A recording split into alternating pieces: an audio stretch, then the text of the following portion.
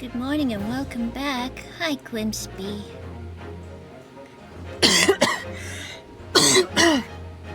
Visiting fam, some might luck here and there. That's cool.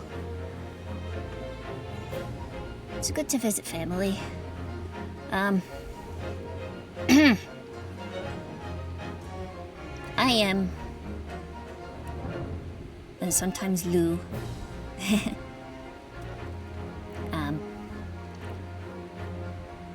It's been a while.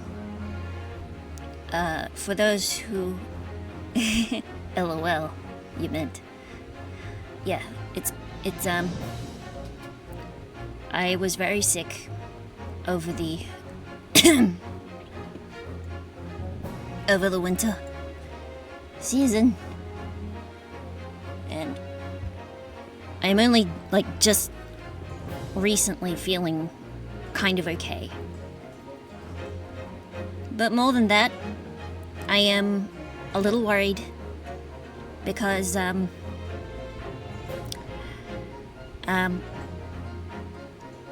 has been watching over, looking after 3 toddlers for someone while they're out of town. And,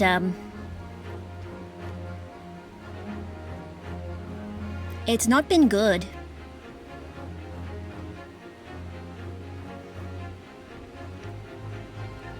Three toddler-age children who have never in their life been told no by their parents.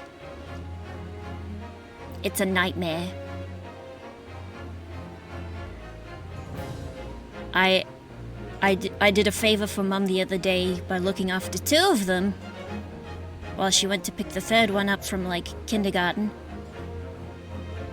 And, by the end of it, when Mum finally took them back to their house, I just, was so overwhelmed that I sat down at my computer desk and just cried for half an hour. Even Mum, who's way tougher than I am, told me just earlier that today, when she came home from taking the kids out to a play park, that she sobbed for a bit. It does not sound fun. It was not fun.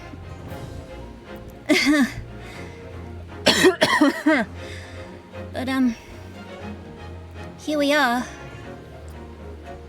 They haven't gone home, or Mum hasn't taken them back home yet, so hopefully I keep my door closed when I stream, at least. Can't imagine dealing with it, especially when sick. Yeah, it's not great. I think... Happy you powered through. Thank you, Clipsby. Yeah. I don't know when they're gonna, be taken home again for the night. Usually they have dinner here and then Mum takes them home.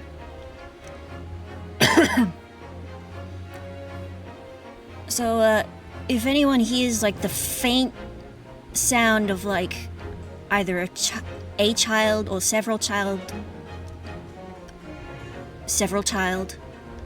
or you hear a much older woman's voice yelling, that's Mom trying to corral the children to get into the car. Anyway, where were we? We played a little bit of The Adventure of the Clouded Kokoro, but we lost that footage because of my dying Ethernet cable.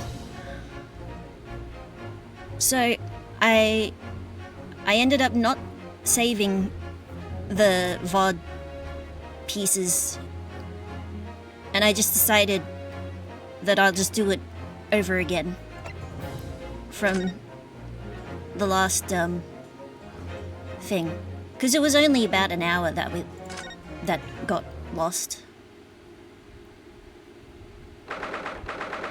so it should be fine. 19th February, 2:38 p.m., Briar Road. I'll do my best.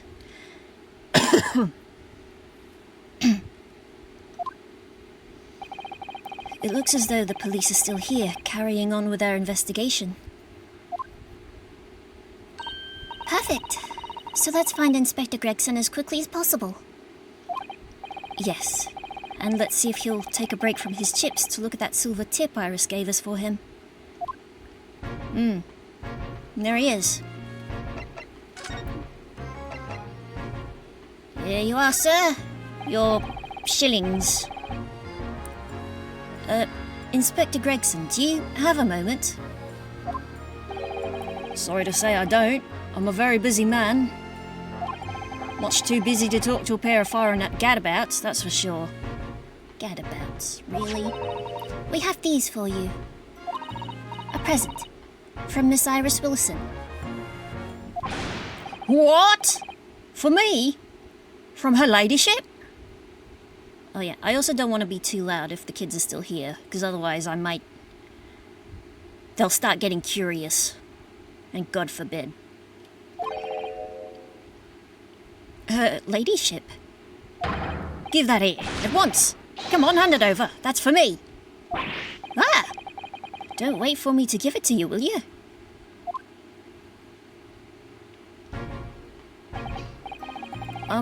What was that coin exactly? It's a silver crown, obviously, but it's a lot more than that. It's an appearance fee is what it is. An appearance fee? Oh, I see. You mean... That's right. For the adventures of Airlock Sholmes. Her ladyship always offers me a little financial reward for featuring me. Every time. Yes, of course. I know all about your exploits, Inspector. I read them avidly. Of course, they're using my name without my say-so does make me the butt of a lot of unpleasant jokes, but still. I am sorry, Inspector. That must be difficult for you. Never you mind that. So, what do you want to know then, eh? Sorry? Tell the gentleman in black whatever he wants to know. I trust there won't be a problem, it says. Well, obviously it's not a problem. Go on, fire away. What do you want to know? Oh, I think I need to recalibrate my camera. One sec. Goodness gracious. I hate when it does that. Iska, have I told you about the game Speak of the Devil? I don't think you told me about the game Speak of the Devil. It sounds vaguely familiar. I might have heard of it. But tell me about it anyway. I am curious. If you wouldn't mind, Inspector, we'd very much like to know the address of Mr. Natsume's lodgings. It's like an Ace Attorney game in like the art style of Valhalla. As in the bartending game. Ooh. I might have heard about it. Actually. I'll have to check it out. 'Cause you know me, I like my Ace Attorney style games. Oh, the little knife-wielding moustache Japanese fella. It's really sick. I'd give it a look whenever you get a sec. Nice. I shall do that. I'll have to write it down somewhere. Speak of the Devil. I'll write it down on my comic that I've got just open on the side here, actually. First floor of the... Ah! Stop that. First floor of that house on the corner where that wreck of a bicycle's propped up. Let's see. Just make a new layer and write it down there.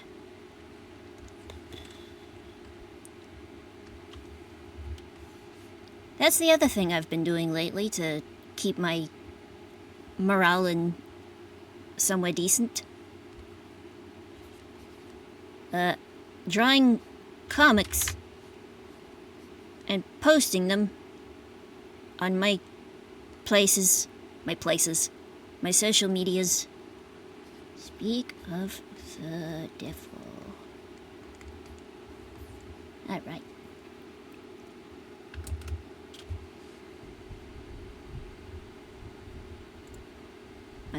My comics have been really fun to look at. My art is so heckin' cool. Ah! Thank you! Thank you.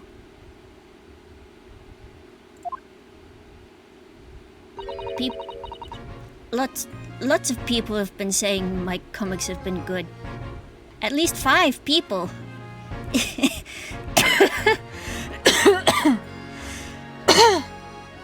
That is nearby indeed. If I remember rightly, the landlords are Mr. John Garadeb. That's right. Right, well. If you see her again, you make sure you give her ladyship my regards, yeah? I mean it. You tell her that Gregson sends his very best regards. Wishes.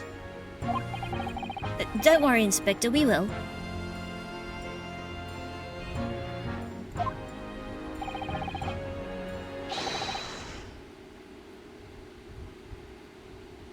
So much envy for artists, and my art is so good, and you could tell it's not talent. It definitely feels like I put in so much work to get so good.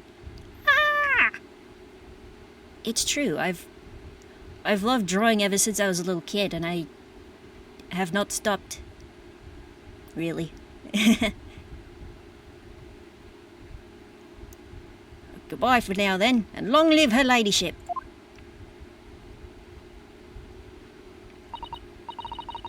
But also it is, technically you could call it a talent, because it's a pursued interest that I've just gotten very good at.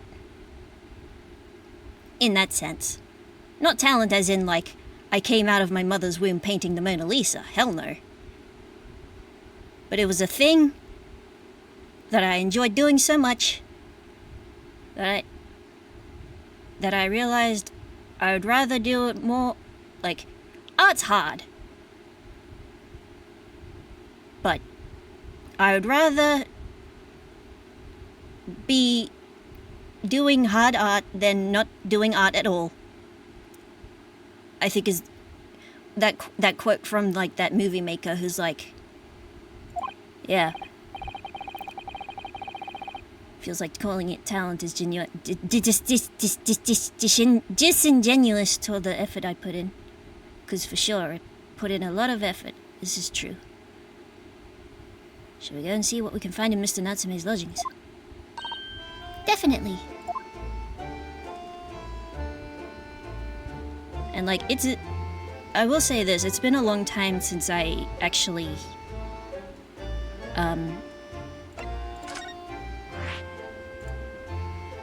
drawn comics. Because I used to do it in high school. Just of the reason of having a friend group for the first time with a shared interest in Naruto and One Piece and Pokemon.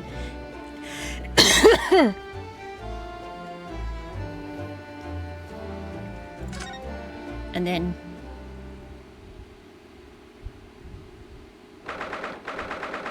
found myself having difficulties trying to make more comics, even though I thought it was something that I wanted to do in the sense of, like, making a webcomic.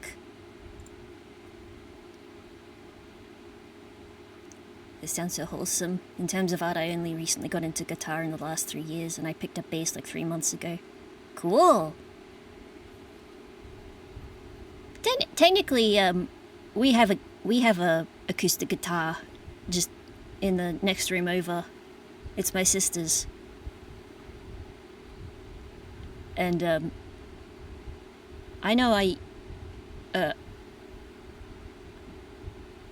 tried to learn to guitar. My mum got me, like, one of those guidebooks that teaches you how to, like, hold your fingers on the strings and stuff. But I didn't quite, like, get into it.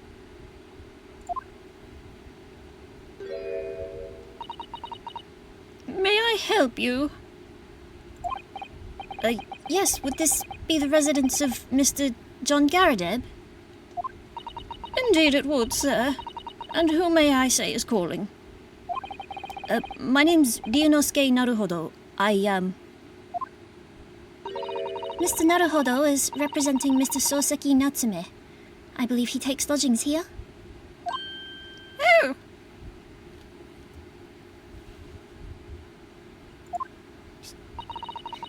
It's tough, I'm self-taught, and let me just say, me and music theory got beef. True. Sorry, I'm yapping and distracting from game. That's okay. I'm having a good time right now. Though honestly, the other thing I started trying to do is, like, write songs. And I'm only really good at the part where I write lyrics. I only remembered recently that I bought, like, Cubase 12 10 years ago. In, like, some, like...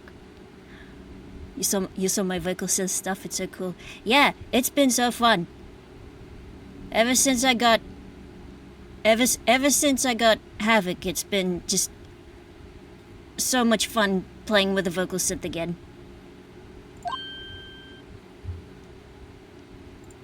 I mean, aside from the fact that, you know,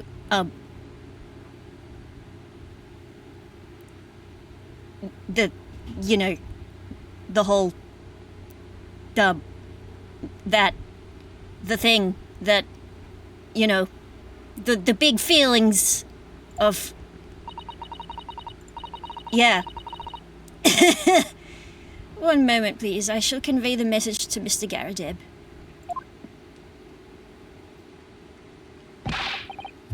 Did you see that, Mr. Suto?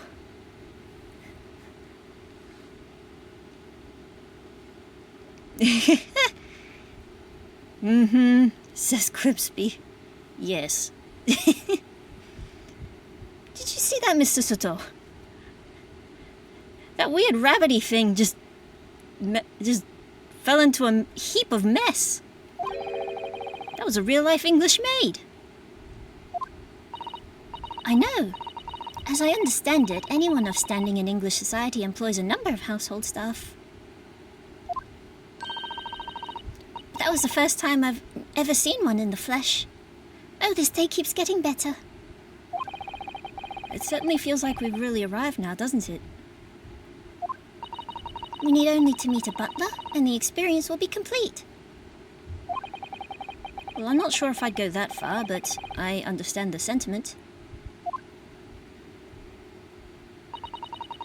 Thank you for waiting. Mr. Garadeb will see you now. This way!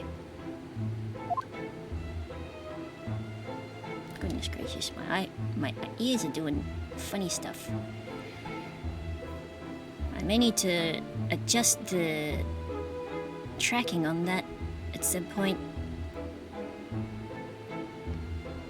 Bouncy, bouncy, bouncy, bouncy.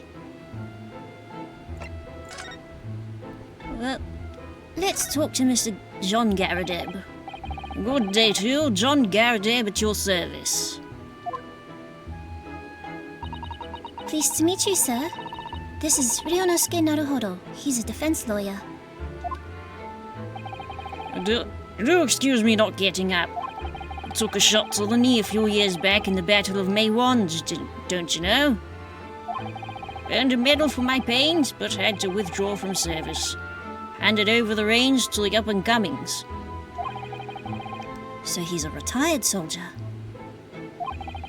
It's a hell of a job getting up and down the stairs now, I can tell you. Don't get out much, as you can imagine. Yes, it's quite a climb up here to the second floor, isn't it? I was panting at the top of the stairs. You really must take more exercise, Mr. Naruhodo. Do you think so? Well, Mr. Garadeb, no doubt you were very courageous to earn yourself a medal. Oh, it was nothing. The medal's just a folderol, really.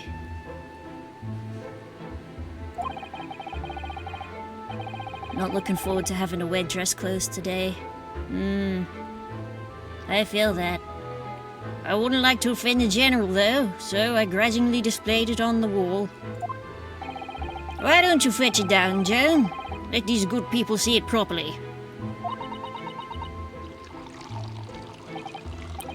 Joan, fetch it. Ah!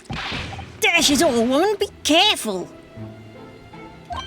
Oh, dearie me, I do beg your pardon, sir. Oh, you jolly nearly took the skin off my hands. I shall be more careful, sir. So anyway, there you have it. Living the quiet life now.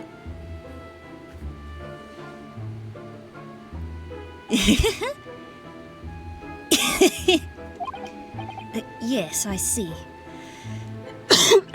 Excuse me.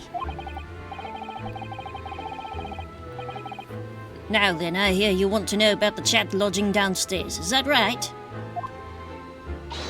Yes. We would be very grateful if you could answer some questions for us. Only too pleased, naturally. Especially if it helps to keep the peace here in Blighty. We forged an alliance with the Empire of Japan recently, as I'm sure you're aware. So this case is very much in the public eye, as it were. Oh, is it? Even had some famous detective poking around, you know. In this old house, would you believe? Yes, Mr. Sherlock Holmes. Oh, could have been. Didn't catch the chap's name. Not really my cup of tea, all that detective business. Oh, but you have you have a copy of Rance magazine here, so... Hey, no.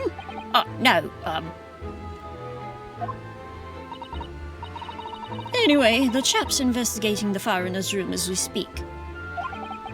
So he's in Soseki-san's room. It's a bally nuisance is what it is. The whole neighborhood's twitching its curtains now. I don't like all this fuss. It's jolly unsettling. About Mr. Natsume. About Mr. Natsume then, Mr. Garrett. Please do tell us. Ah yes, the Japanese chap. Only been lodging here for a week. Oh, just 1 week. So he moved in very recently then? I have 2 lodgers most of the time.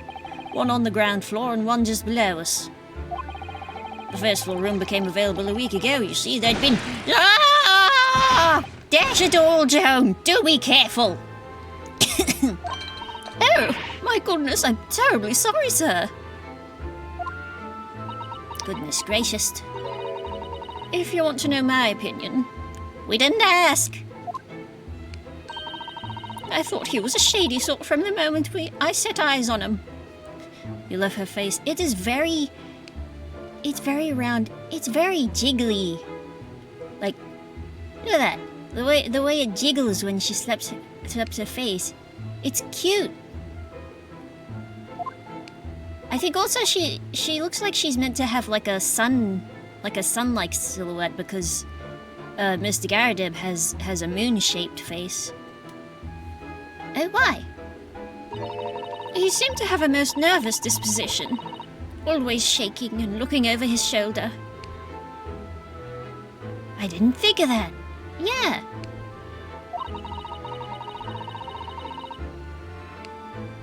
To be fair, it took me a while to think of it.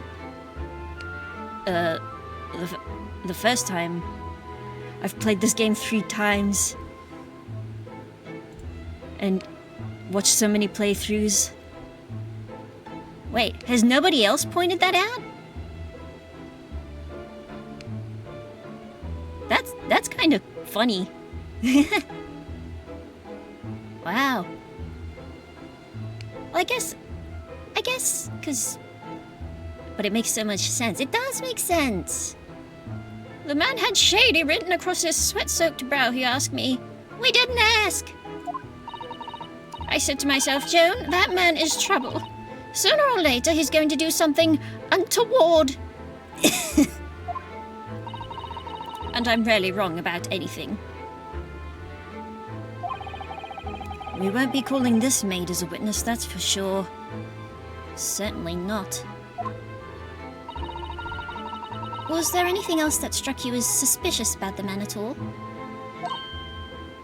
Oh, yes. Oh, yes, indeed, there was. And she's dying to tell us. The shady lodger.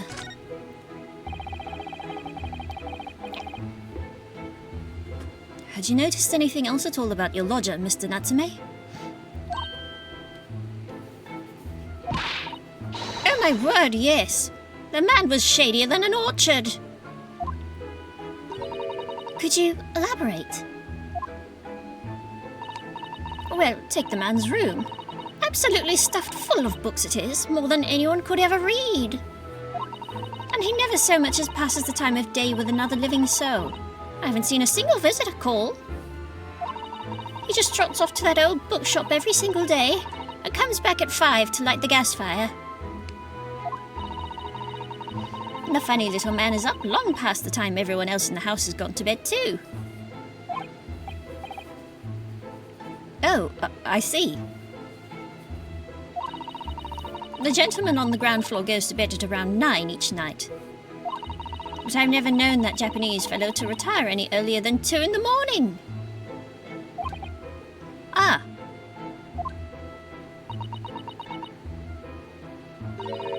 Could you clarify something, I wonder?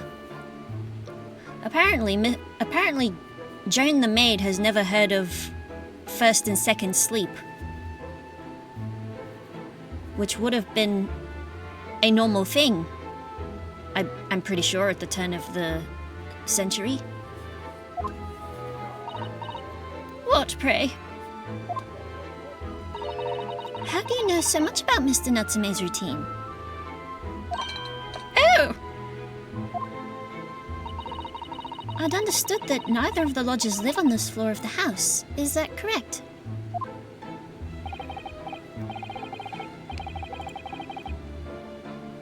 Like when they woke up in the middle of the night. Yeah. Because before electric lights, or even gas lights, it was well documented that people went to bed at sundown, slept for 4 hours, woke up, did something for like a few more hours, and then went back to sleep for another 4-hour sleep. And that was how it worked. And then the industrial era came along and said, no, you sleep 8 hours. You will die and otherwise. Maybe.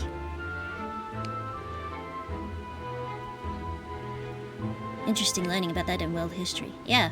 Actually, I learned about it from a therapist I was seeing in the past. Telling, because I've always had sleep issues because of my ADHD. Then how is it that you know so much about the lives of your lodgers? The precise times that they come back in the evening, for example. Even the times they go to bed.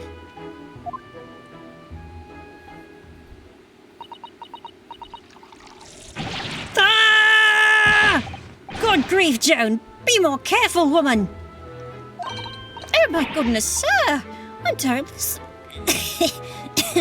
I'm terribly sorry, sir.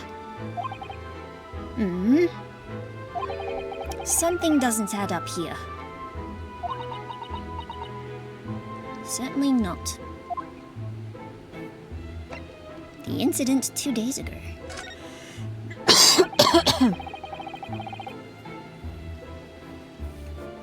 It seems that the incident took place at around 5 in the evening. Did you happen to look out of the window at around that time? The window? Yes, that one. We noticed that the window over there looks out over Briar Road. The incident took place on the pavement just on the far side of the street. Was there anyone suspicious loitering nearby? 5 o'clock is dinner time in the Garadeb household. So I'm afraid I don't remember seeing anything. How about you, Joan? No, sir. It would have been dusk outside already at that hour. But it still wouldn't have been dark until like 10 p.m. And with the fog as well, I should think it would have been quite impossible to see the other side of the road. Oh, I see. Did you notice anything else out of the ordinary then? Oh wait, this is England. So... January in England would be cold. The sun would be going down earlier than 10 p.m, I think. Such as... Come on, England! Or Eggenland, as I see it. Such as... Anything at all. Score some fucking goals!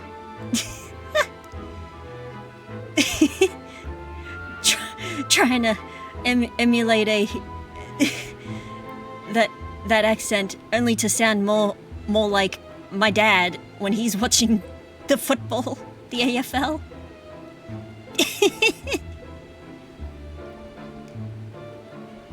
Anything at all, even if it seems unrelated.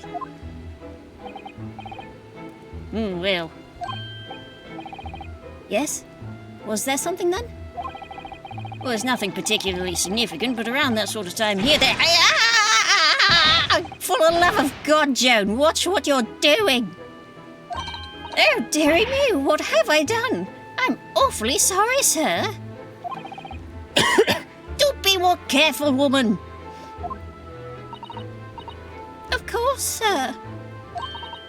If I may, Mr. Naruhodo. Naruhodo. Yes? I have an exceedingly good memory, and as far as I remember, nothing of any significance took place here at that hour. Nothing at all. Oh, really? Mr. Garadeb? The way you were talking before, it sounded rather like there might have been. Oh, well, as I was saying, it was just a trifling matter, really. Nothing of... Ah! Joan! Dash it all! What is the matter with you, woman? Begging your pardon, sir. Nothing happened. Yes, quite. Nothing happened. We sat down to a quiet, uneventful meal, Joan? That's right, Mr. Garadeb. You eat dinner with your maid? What is the matter with these two? That's what I'm wondering, Rio. It sounds like something happened here in this room on the evening of the incident. But what? I wish I knew.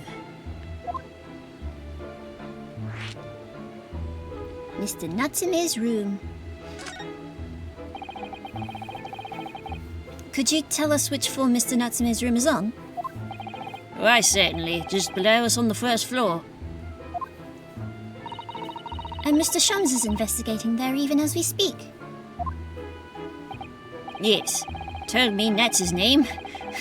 That's his name? It asked him to look into the matter, so I gave him the key.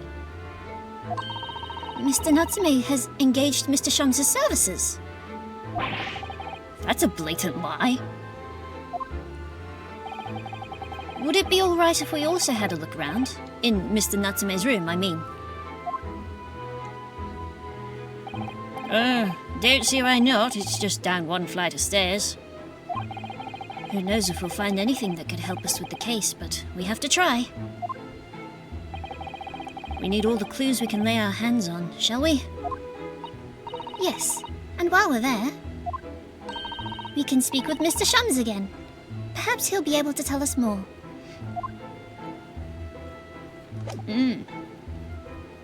Now, last time, I did look at all this stuff. However, I will leave these for later because these two would not let me look terribly close at some of the things in here. And I know that we come back here later. Sans pair. Suite on the top floor of the Garadeb household, occupied by the landlord and his wife. Wonder where his wife is.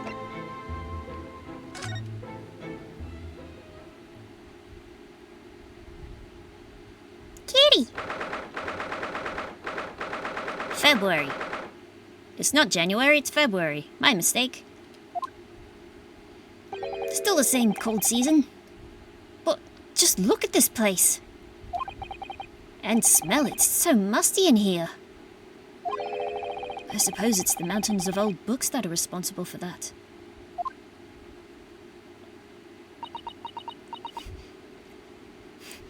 Susato looks like she's like...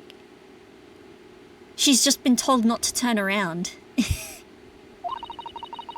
I don't think I've ever seen so many books in all my life. I've never been to a library. No, me neither. Wait. Chief Lord Justice has books in his office. Bookshelves. It's so dark in here too. Yeah, even with the gas lamp on. And a candle. Oh. I hear the telltale signs of stirring outside.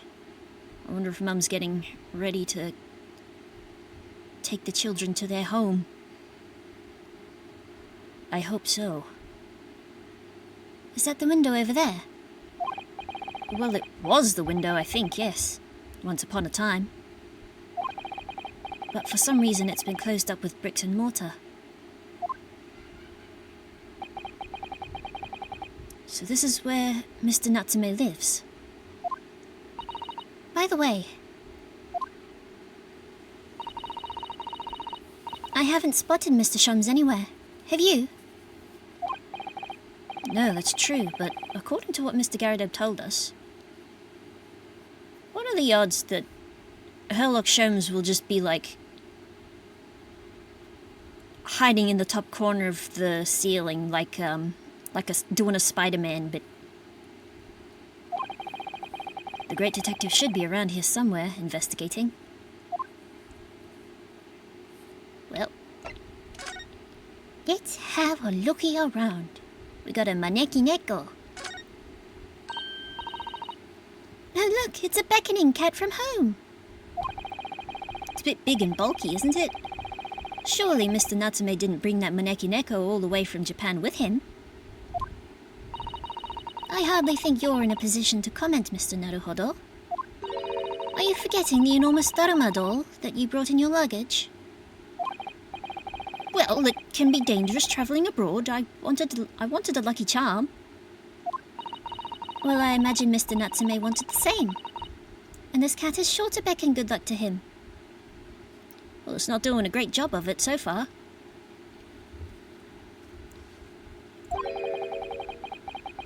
Beck made breakfast for me and my ma. Welcome back. Hope breakfast good. Ryunosuke. You mustn't say such things. I didn't say a word.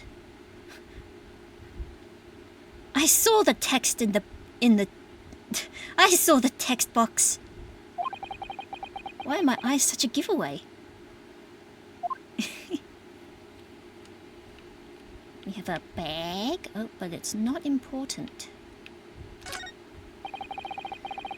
Look at all those books stacked up there. They almost reach the ceiling. They're all works of English literature, and they all smell so musty. With this volume of books to hand, you'd never be short of reading material, would you? No. What a dreamy idea. A bad dream, maybe, for me at least.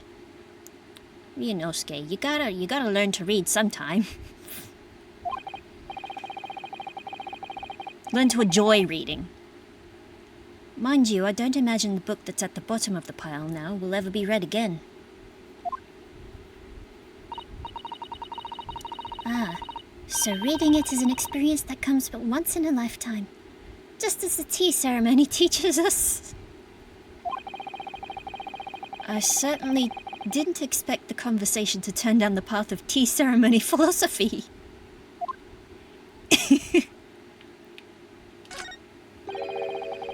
This appears to be some sort of meter on the wall here. Looks very robust. I wonder what it's for. There's a slot for inserting coins here too.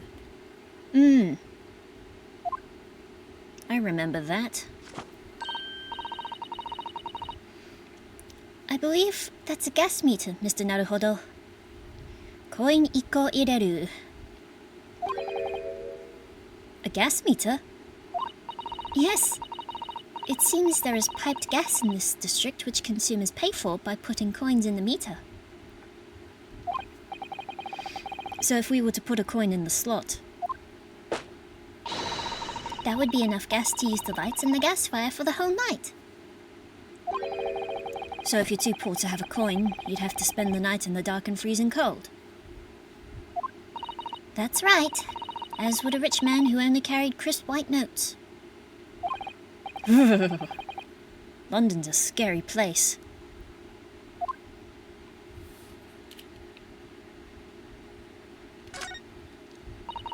Candle. That desk seems to be wedged into a crevasse between the mountains of books on either side. I suppose Mr. Natsume would sit there and read while stroking his cat. But surrounded on all sides by these towering old tomes, surely he dreamt of books every night as well. Yes, he must have done, mustn't he? Oh, what's this? It's a receipt from a second-hand bookshop. Your books. My books? No, your books. Oh yes, Mr. Natsume's name is on it, look. And the date of purchase... 2 days ago at 4:45 p.m. That's the day of the incident. That's just a short while before he was embroiled in the terrible attack. He must have been on his way back from buying some old books. Have to look at that, maybe. Let's have a look. Can I examine it? Sum of 2 shillings tendered in receipt of the picture of Monsieur Lecoq. That's Mr. the Chicken. A meal for Gaborio and Canterbury Yearnings. It just makes me think of that. Chimkin.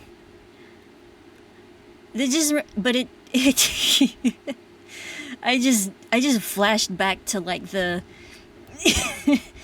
when Fallout 4 first released and everyone realized that your robot butler had voice lines for certain names, and just the voice line where he goes, "Mr. Cock."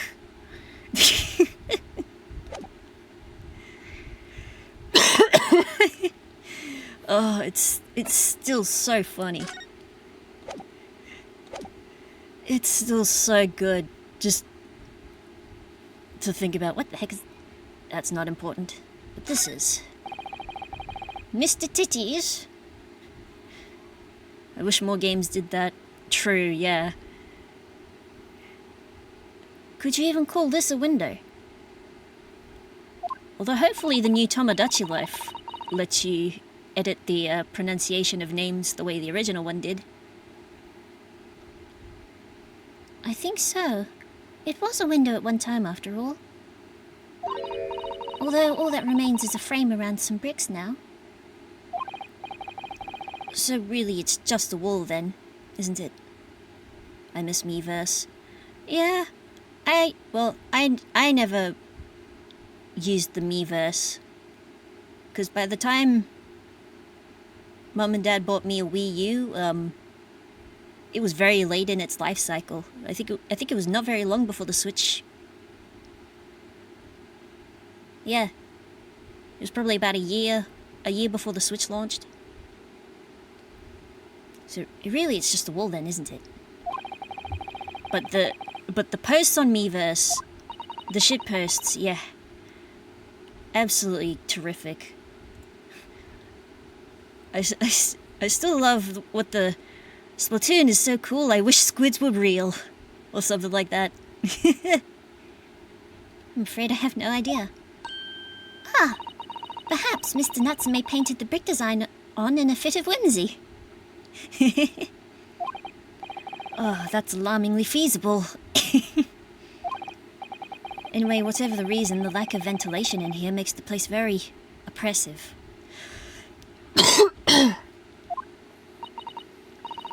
It does. I imagine being cooped up in a room like this would be extremely trying. Alright, let's get a look at that kitty. Meow. Oh, there they go. Oh my, what an adorable little cat!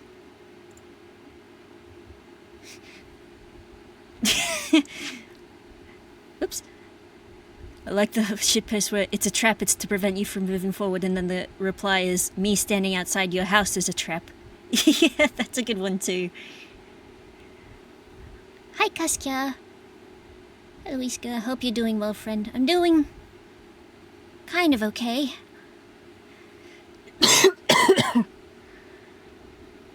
I think the children that my mom has been trying her hardest to shepherd, I think she's taking them home. Hope things get better for you. Yeah, I mean,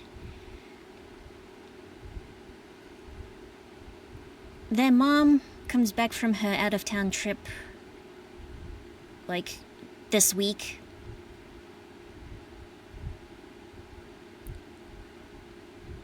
But yeah, hopefully after that, it's just like,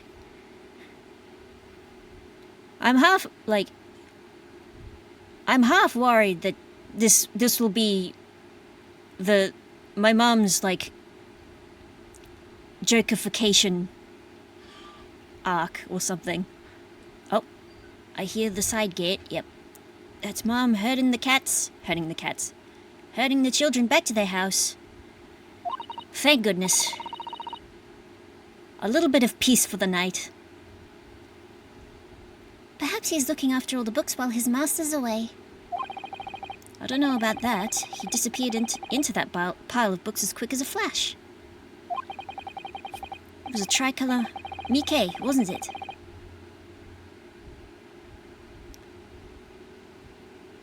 I believe Mike does mean tricolour. Do they even have that sort of cat here in Great Britain? Perhaps Mr. Natsume brought the little creature with him from Japan. That's made me feel homesick now. Already? We've only been in the country for 2 days. Oh, plane's going over.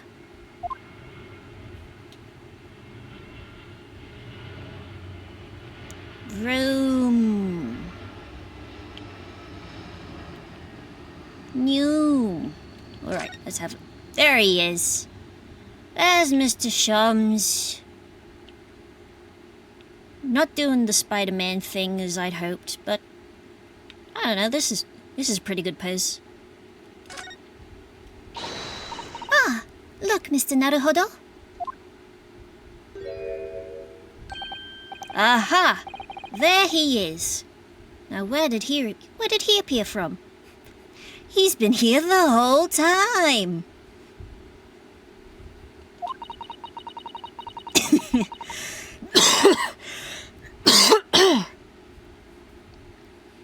But also, Kaskia, I noticed you have the character from Silksong on your username in chat. Are you playing Silksong? Are you having fun playing Silksong? If you are, I watched a playthrough. Oh, or I should say, I was watching someone live stream the other night playing like the start of Silksong. It looked really good. I hope we won't mind if we disturb him. Hello, Mr. Shums? Haven't started just yet. Loved Hollow Knight. Have too many games at the moment, so holding off for now. True. Yeah. I'm not much of a 2D platformer person because 2D platformers confuse the hell out of me. Ah, you two, good day. Now, let me see. Where was it that we met? Oh, Mr. Sholmes! We were together on the SS Buria. Yes, of course, the Buddha. And let me see. What happened on that voyage? It was Kazuma Asogi. He died, tragically, but you were there to help us?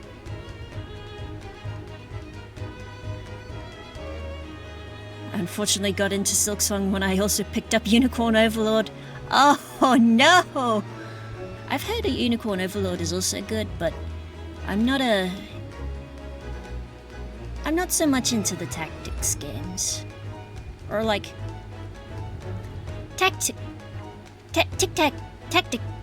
games are kinda hard for me too.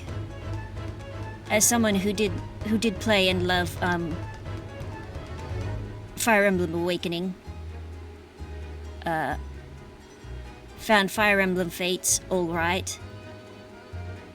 Enjoyed Fire Emblem Three Houses. Very bad at Disgaea.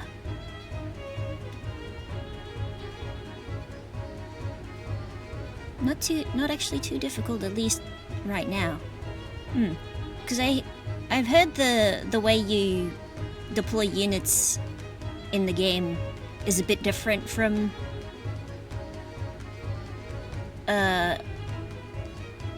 Fire Emblem.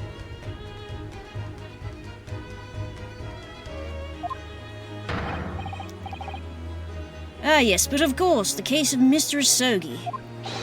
It was the one with the snake, wasn't it? He still wants that snake. Oh! Well, you seem to remember something of it, at least. Kind of like Yggdra Union for the GBA. Another game I'm not familiar with, but I'll trust you, Quibsby. I'll take your word for it.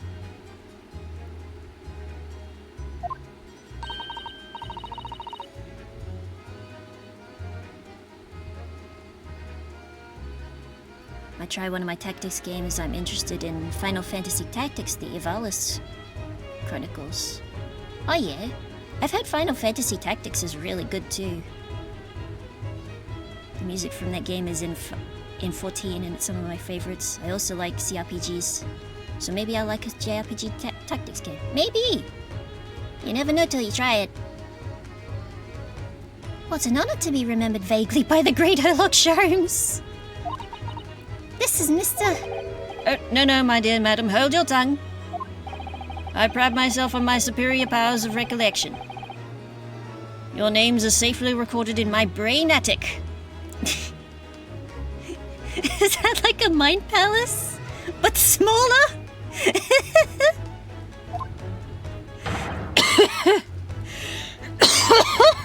Excuse me. Miss Naruhodo. And Mr. Susato. No. Try the other way around, Mr. Sholmes.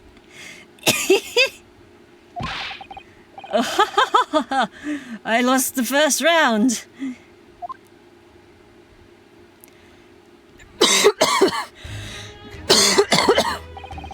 The Mind Palace, ah yes. The dwelling of the Mind Goblins. Where they don't mind gobbling these nuts. Hey yo! Yeah! I keep all my memories in my noggin basement. the thoughts fridge.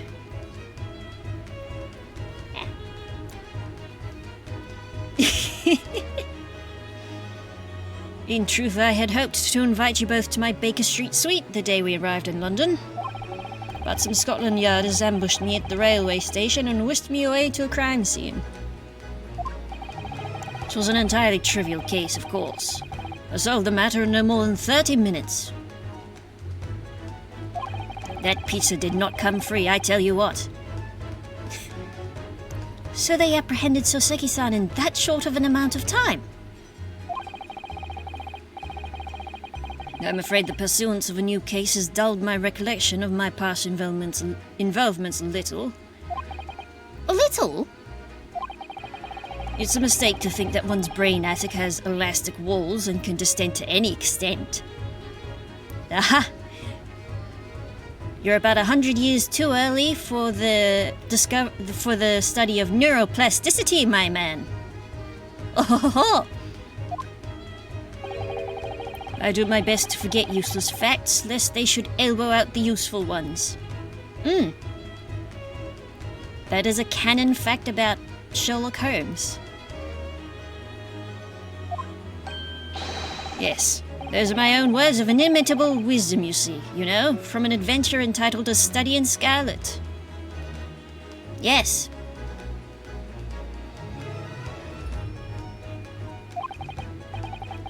I think A Study in Scarlet is the one I started reading a while back, and then I lost the book in a breakup.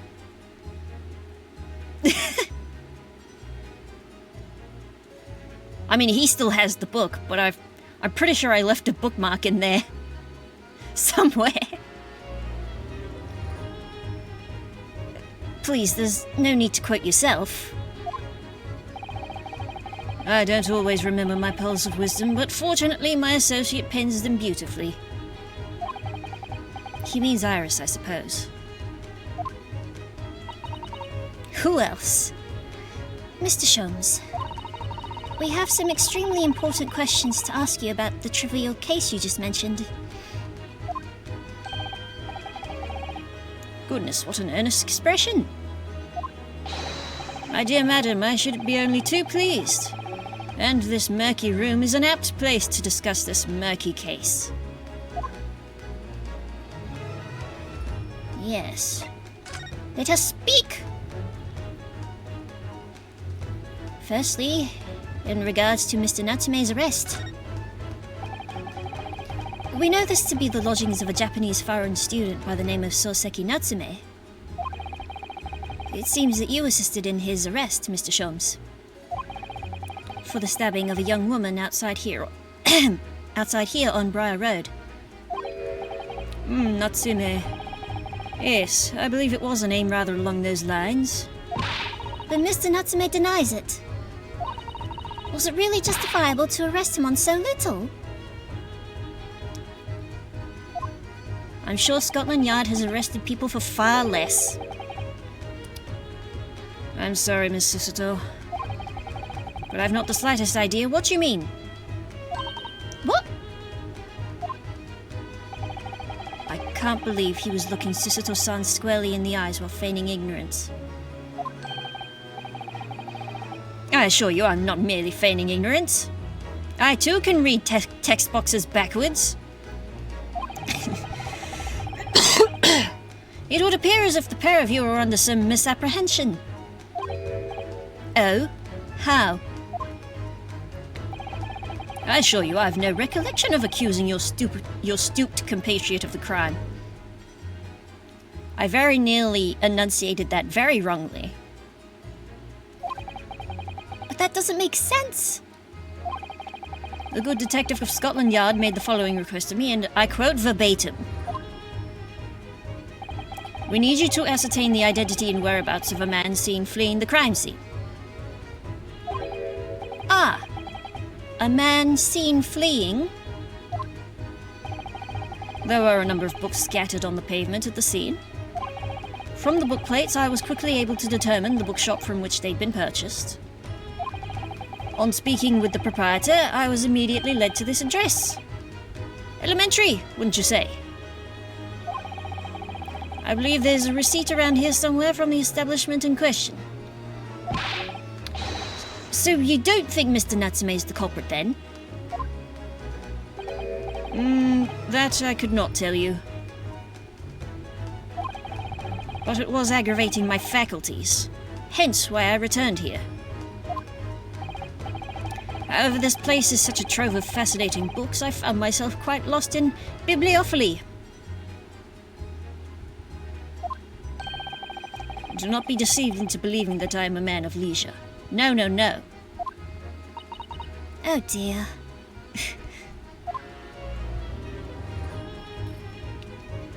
Tell us about Mr. Garadeb, the landlord. Tell me. No, you're supposed to tell me. Have you encountered the landlord of these lodgings? Yes, Mr. Garadeb, a retired military man. It was the first time I've ever met a soldier from the great British institution that's the services. And it was the first time I've ever met a maid from the great British institution that is service.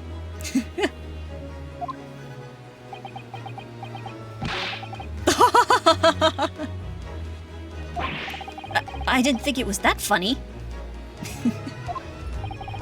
I do apologize. As you may well be aware, many households in London employ a maid. Yes, I read as much in my Great Britain primer. And so conversely, whether or not a household employs a maid has come to betoken the social standing of those dwelling therein. Betoken their social standing? Sorry? Put simply, my dear fellow, those who employ at least a single maid are considered middle class. Those who do not are beneath that. In the upper echelons of society, of course, households employ enough staff to constitute a large family. Goodness, how extraordinary. Yes, I've seen bits and pieces of Downton Abbey and Faulty Towers. As you can appreciate, for those on the precarious boundary between the middle and lower classes, being able to afford just one maid is of the first importance. I had no idea. And it's for precisely that reason that I find great stimulation in the situation upstairs. Specifically in the retired army veteran, Mr. John Garadeb. Oh? Affable as he is, the fellow is hiding something. If not him, Joan, the maid. Whether or not it imposes on the circumstances of this case, I am as yet unable to ascertain. I'm thoroughly lost on what he means to say. I think... What did he say? Oh yeah. He said he doesn't know if the Garadebs have any importance to the case. Anyway, the dingy room. The dingy room. This room is thoroughly suffocating for the soul, my dear fellow. I assure you, any man whose lot is to dwell in a place such as this will stab somebody sooner or later. Mr. Natsume has stabbed no one. But sooner or later, as I said. I don't believe that's the issue here. About this dark little room, Mr. Shums. Why is there no longer a window? Do you have any idea? No window? Well, I mean, I can clearly see that there is a window, of sorts. But it's been completely blocked with bricks.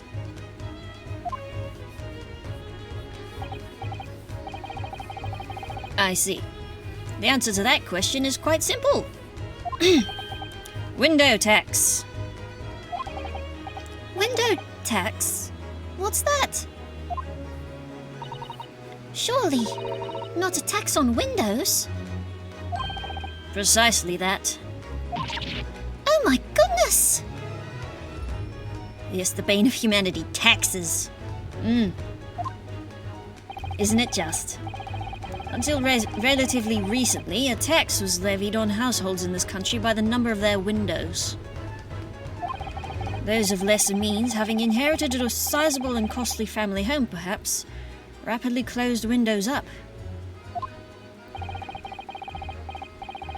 While the rich opened windows here, there and everywhere.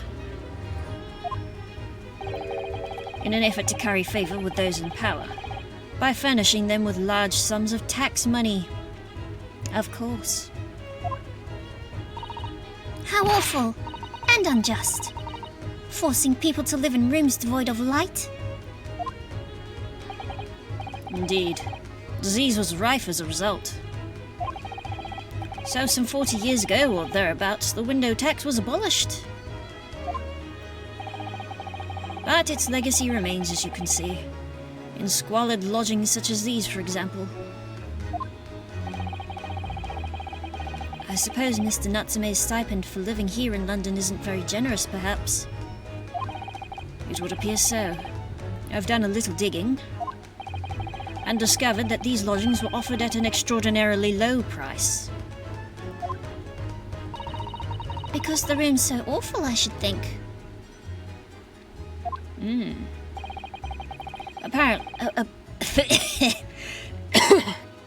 Apparently Mr. Natsume only moved in here about 1 week ago. Yes, that's correct. However, I don't believe the low rent is explained by the shabby nature of the accommodation. Oh? Still, that is of little relevance here. A matter not worthy of further attention. Are you sure? I'm curious now. Oh? Well, I believe I've told you all I can now. Thank you, Mr. Shams. Ah, yes, Mr. Naruhodo. Was it not your intention to become a practitioner of law? You remembered that, did you? Will you perhaps be offering your services in this very matter, I wonder? To the occupant of this room, Mr. Natsume, was it? I'm not sure. Not sure? On what grounds? Well, I actually defended someone in court here only yesterday. Really? Well then, I congratulate you, sir, on an ambition realized. And so promptly, too. Well, about that, the thing is, it's really made me question things. Am I right to believe in my clients? To trust in their innocence? Yes, trust. Mr. Shams. Mr. Natsume didn't do it, did he?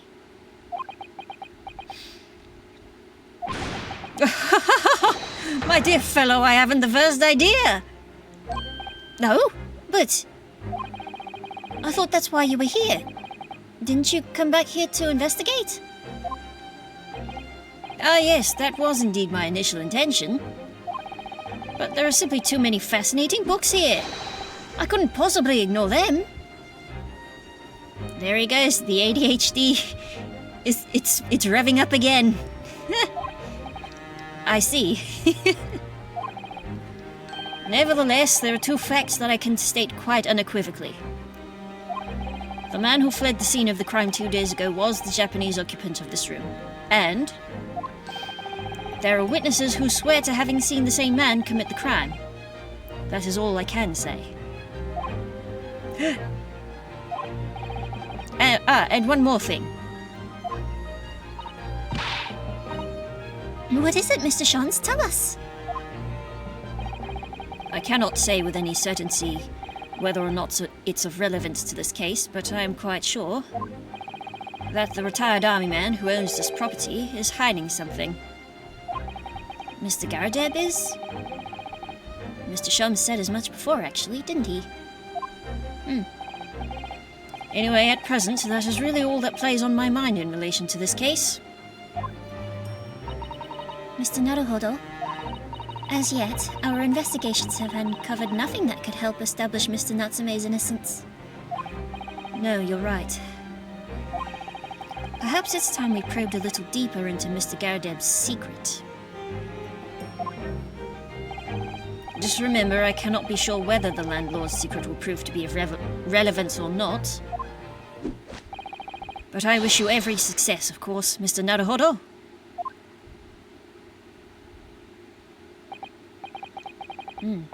A busy man indeed. He's gone back to his book in the corner of the room. Did he? Oh, there he is. Oh, we can look at him again. Excuse me, Mr. Shums? Yes, so true. To be or not to be? That is indeed the question, Mr. Naruhodo.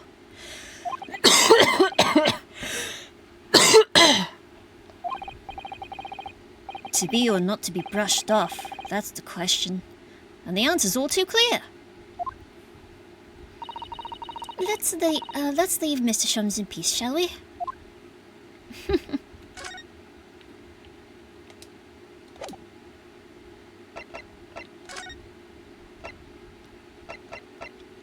Back to the Garadeb's room.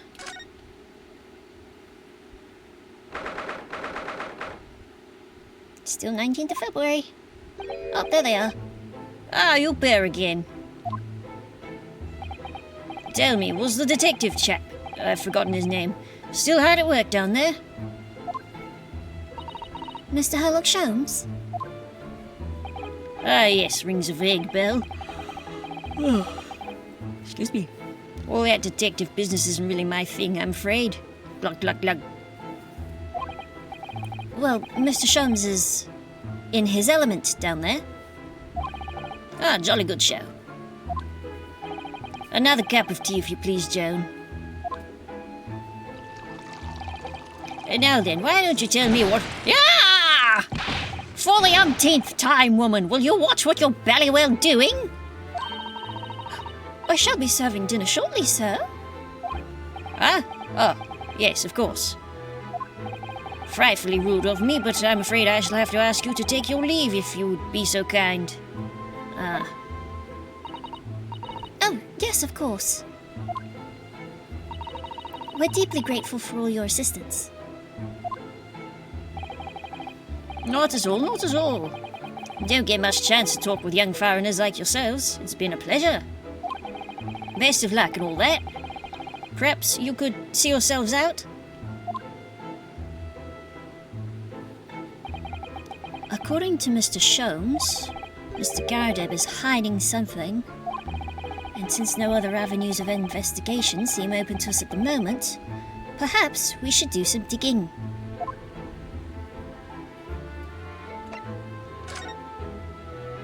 I think this is where we... That's a full-sized cannon! What's it doing in here? Oh my, it's real! I thought it might be a replica. That whole thing? Ah, that's little more than a toy. Sorry? The army was selling it off when I retired, so I decided to give it a new home. Never know when the enemy might attack next. Jolly useful to have a cannon about the house. I'm glad you found somewhere to fit it. Really, it isn't overkill? Well, be prepared, I always say. You never know what this twisted world is going to throw at you next, boy. Just as the Founding Fathers intended. Of course. That's what they meant by bare arms.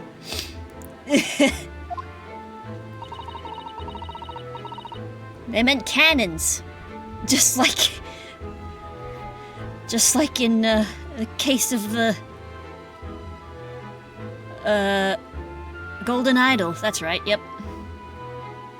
Just like the cannon in the Golden Idol series. Do you think there may be trouble brewing, Mr. Garadeb? Always is. Take Joan here. Never fails to have a clean apron in reserve. Dries them over the barrel, you see. They dry very well on the cannon there, Joan tells me. Which rather proves my point, I feel. Does she fire it? To heat it up? Does she put some, kindling in there and light it? It's been reduced to a drying rack. No wonder the huge cannon looks like it's hanging its head in shame.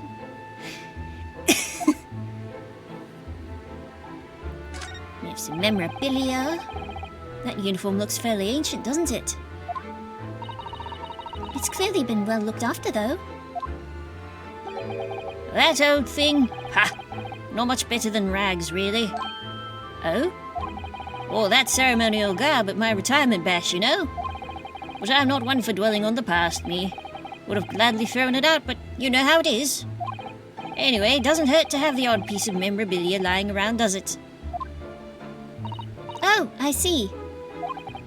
Perhaps we should leave the past in the past. We've got some shells just on the mantle. Are those mortar shells? They're enormous! I hadn't noticed. What are they doing here? What do you mean you didn't notice? Those old things. Couple of little rounds I accidentally fired into the barracks during training, you know. Became a bit of colourful regiment folklore, that incident. What do you mean? You mean you deliberately hunted out the spent shells? Well, I wouldn't say deliberately exactly. They're only scrap iron after all, usually just thrown away, I believe. But,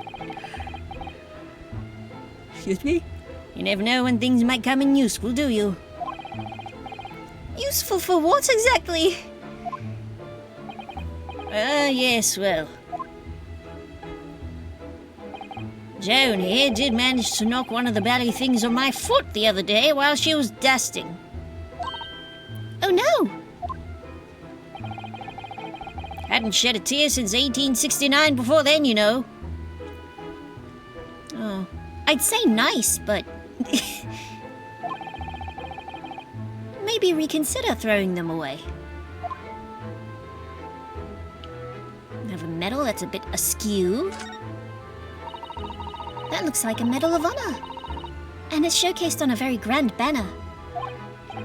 Yes, it's displayed with some pride, I'd say. Although it bothers me that it's not straight. What's that old thing? Sorry? I should be glad to see the back of it, but the General would turn in his grave if I disposed of it. The wall's the best place for it. Keeps the bally thing out of my way. So it's just been polished to shine by accident, I suppose. There appears to be an inscription on the medal itself. Look! Let me see. It says, "For distinguished participation!" No! Oh dear. Sounds like the kind of honors even I could be in line for. Oh, Ryunosuke, please, don't sell yourself short.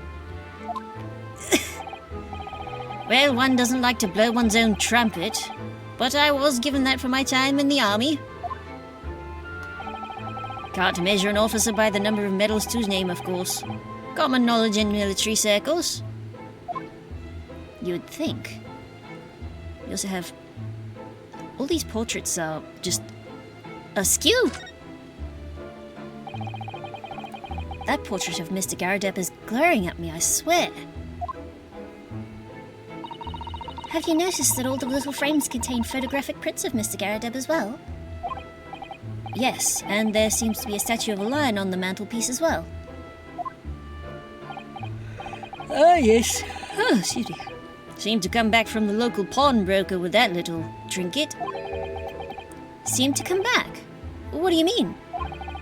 The chap who runs the place is a bally wizard. Went in to sell him something and came out with that thing. That thing. In point of fact, now I think about it, I rather often find myself leaving the place with something I don't need. Isn't that thrift shops? Up shops even. The lion ornament certainly does seem surplus to requirements. Susato doesn't pull her punches, or her throws for that matter. Very true. We have a thingy-mibibby? A screen, I should say. Look at that enormous thingamabibby. It must have been put there deliberately, surely. I just...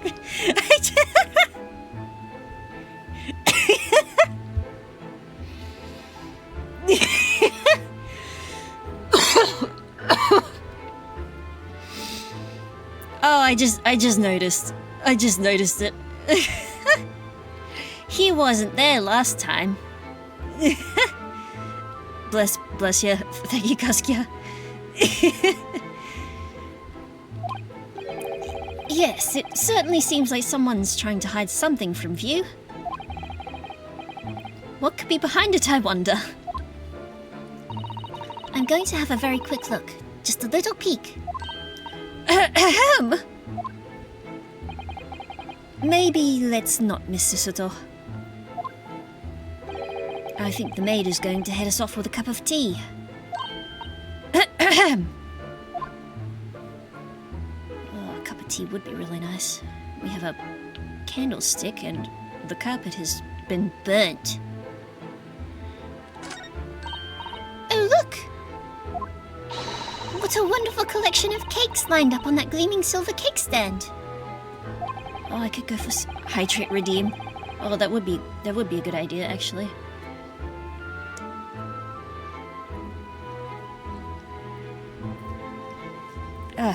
Though that was more of a mucus cough. Lined up. Looks more like someone's half demolished them to me. I could go for some cakes right about now.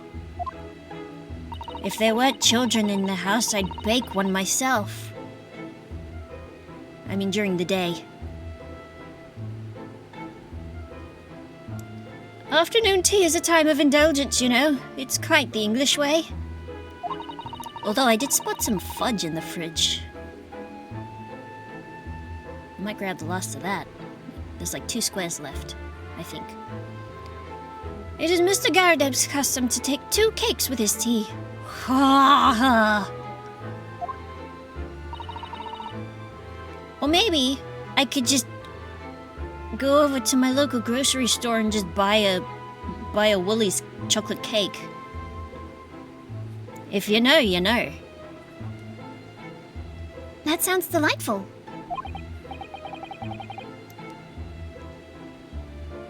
Oh, wait a minute though. Chocolate! Yeah. The Woolies chocolate cake is very nice.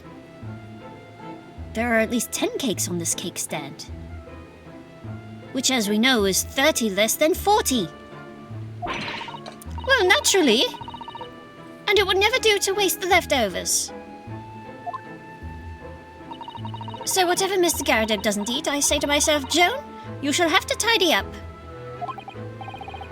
How magnanimous of you. Never been, but I imagine they don't have locations in the US. We got like Walmart. Yeah, Woolworths. I don't know actually. I think Woolworths and is mostly Australia, I think.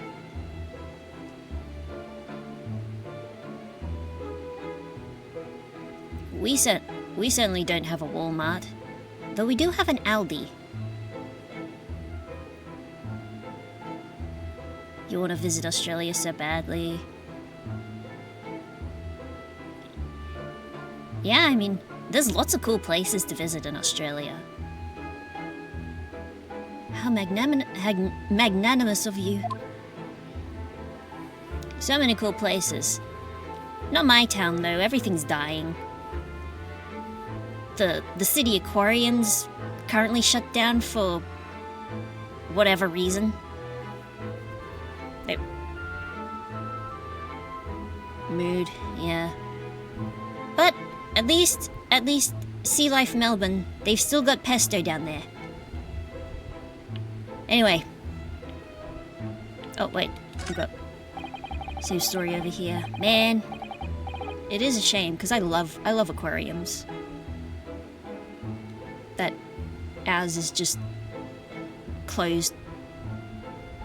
Presumably, like, I can't remember why they closed it down, honestly. I think they wanted to, like, make some building improvements or something, maybe? Possibly, maybe. I don't know. Maybe they want to rebuild the place to be bigger. Or something, I don't know. It's just been closed for a while. Look at this crockery on display here. It's rather unusual. Unusual, isn't it? Heck, I thought the aquarium up in Cairns was nice. In comparison.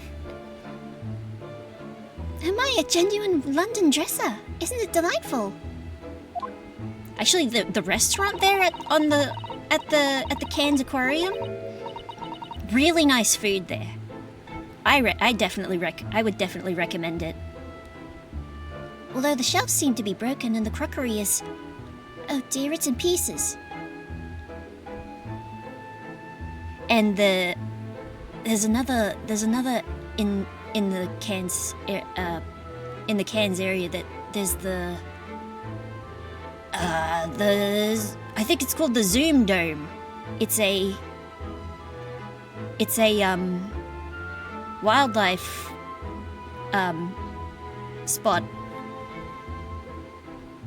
up on the top of a it's like 10 stories up, and you could do zip lining at the very top of it, and they also have wildlife there, lots of birds, definitely. I hate my brain. The Zoom Dome made me think of a bunch of Zoom meetings in a giant dome. Oh, terrible, terrifying. But we had a great time that day. Although that time when we went that day, something happened to my leg, and I couldn't walk for a few days, which was a shame because the actual reason we went up to Cairns in the first place was for because they have rail carts that take you up the mountain. So I had to be stuck at the caravan park the whole day while my mum and my sister did the trek. Yeah, it was pretty depressing, and it took a few weeks for my leg to recover. I don't even know how it even happened. I just took a step and suddenly the nerve in my heel just started flaring, all up and down my leg, right even into my hip. It was pretty bad. Anyway, the crockery's in pieces. It really is. The word cracked wouldn't do that chinaware justice. Ah, I wonder. Perhaps the cannon was fired at it. I don't think so. Probably something like that, but let's not delve too deeply here. Anyway. Oh yeah, and the candlestick. This old candle holder looks a little out of place here, wouldn't you say? Yes, you're right. It's clearly supposed to be gold, but it's almost completely black for some reason. That whole thing, yes. Just a cheap piece of ironmongery. Gimcrack, really. Gimcrack. Oh. Used it when I was studying, don't you know? For my commission. I know it's old, hardly worth hanging on to, really. But, well, still has its uses, sometimes. Of course. But yeah, when we were in the Zoom Dome, I took so many pictures of all the birds that were there. Does everything in this room have... Does everything in this room have some elaborate story behind it? In fact, they even had a Nicobar pigeon in there. I think? No. It wasn't a Nicobar pigeon, but it was one of those really big ones that are shape of football. It was big and round. It was really good. It was an excellent pigeon. They're memories, Mr. Naruhodo. Memories. Anyway, we've stalled long enough. Time to investigate the ass of Herlock Sholmes. What's he doing over there? Mr. Sholmes! Aha! We meet again, my dear fellows.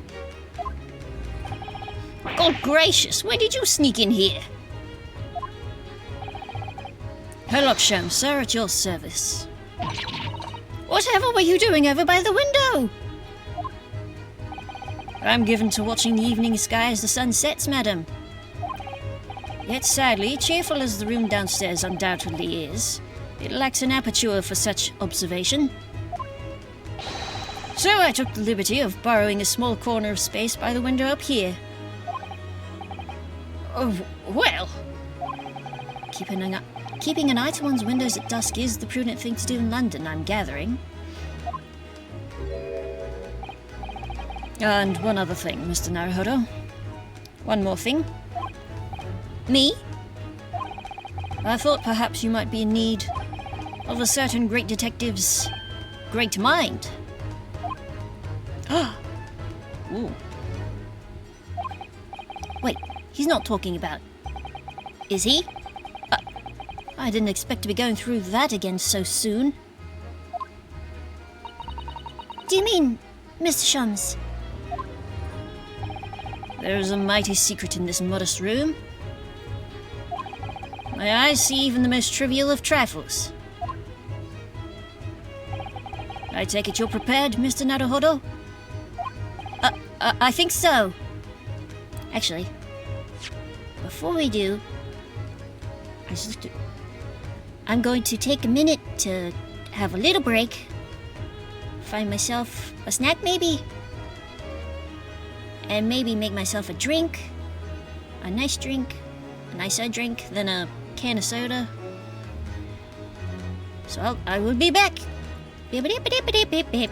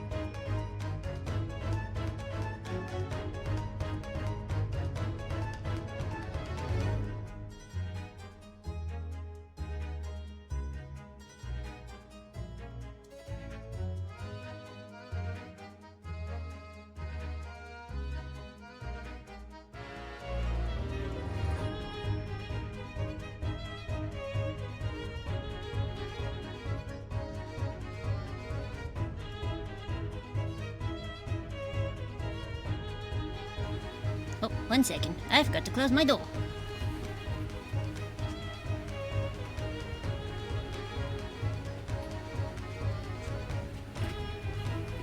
Whoop! Here I am. Welcome back, welcome back. Thank you. It's good to be back. I made myself 2 drinks. One with a strawberry daiquiri mixer and some like butterscotch and macadamia flavored rum in a McDonald's tumbler glass.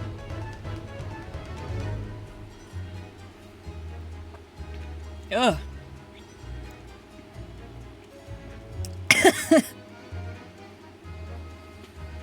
It certainly tastes like it peel the paint off your car. Sorry for initially misgendering me. Oh, in the 5-minute break thing. Don't worry about it. I still accept she, her pronouns. I just like they, them pronouns more. It's like a 25%, 75% ratio of like how often I want to be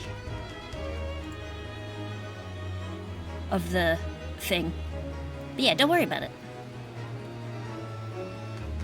I am still a she, her in some respects. Anyway, I also, like, I made myself that daiquiri,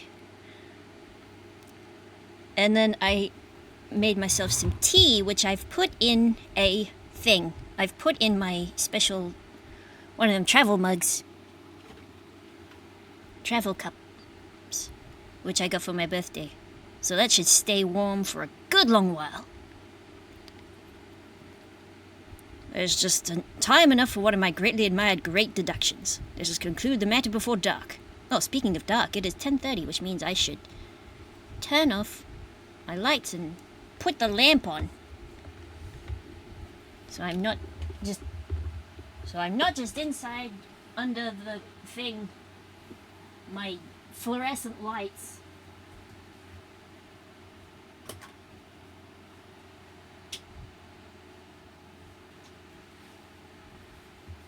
There we go. And turn on my phone light so that the camera can see my face. Otherwise, they can't see my face. As is the will of web camera trackers. Alright. We're deducing. Mr. Garadeb, though it would seem you are a military man of considerably distinguished service, your standing as a landlord is most certainly not what one might call first rate. I'm afraid, sir, that it is all too clear to me.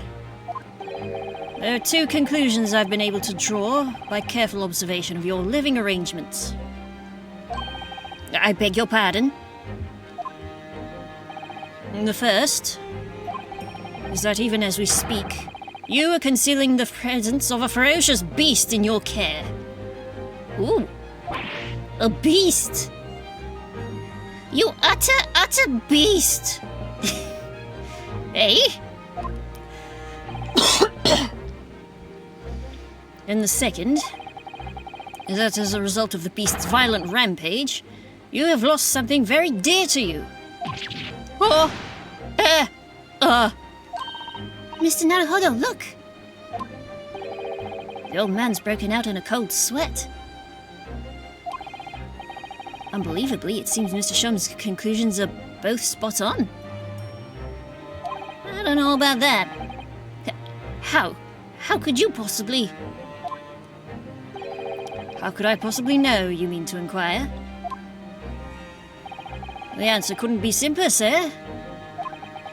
For in the dense jungle of logic and reasoning, I am the king of beasts.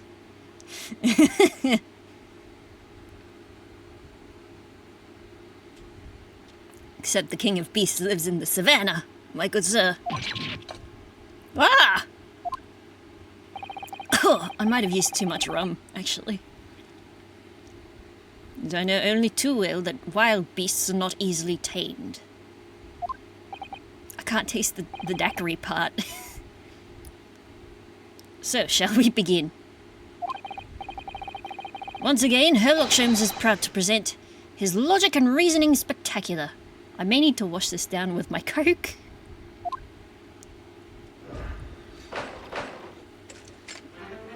Oh my god. Nature of the Beast. Topic 1. It certainly shouldn't take a great detective to see that a fearsome beast has been on the rampage of late within these four walls. Now, speaking of beasts, I had a brief conversation with my birds. Thus, we're faced with a question. What form might this beast take? And, BB was very... He was very angry, or grumpy, because Fred was standing right next to him on the thing. And you know how birds get when they're like, "Hey, get out of my space!" And all Fred was doing was like preening his feathers, I think.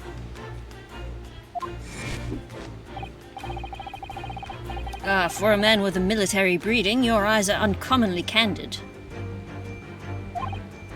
Ah, yeah. Your furtive glance, Mr. Garadeb, leads us directly to the answer. The true nature of the beast that has run rampant here is revealed by that lion statue. Does it? Yes, though an army man, you appear unimposing, at best. Wow! What an insult. The fact that has fueled your admiration for the mighty lion, the king of beasts. What is this piffle, I ask you? In the end, your admiration became so great, in fact, that you had a living, breathing specimen shipped from India, which you tried to keep in this very house. What? Ooh. Yes, living with such a wild beast proved more difficult than you'd imagined. The chilling traces of wild rampage are still very much in evidence. Well! Yet as we look around, the beast in question fails to present itself. Where could this angry creature have disappeared to? Madam. Me? I pray you do not consider me unchivalrous, but it is plain to me with one glance in your direction. It is? Your dress pocket gives us a handsome clue as to the beast's current whereabouts. Does it? For protruding from it is a handbill advertising a circus show. The Big Berry Circus? Wait, no, that's 100 years too early for that. Ah! Yes, you sought to dispose of this terrifying lion, Mr. Garadeb. At Batty's Circus. A travelling show currently sojourning in a nearby park.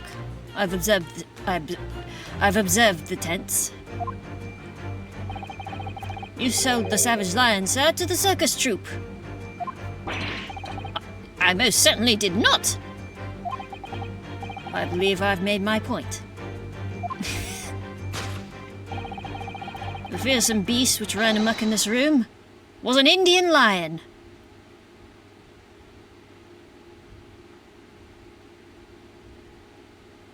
India doesn't have lions, does they?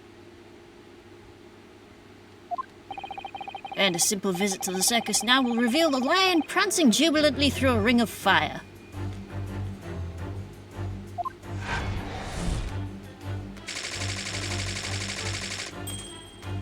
Asiatic lion.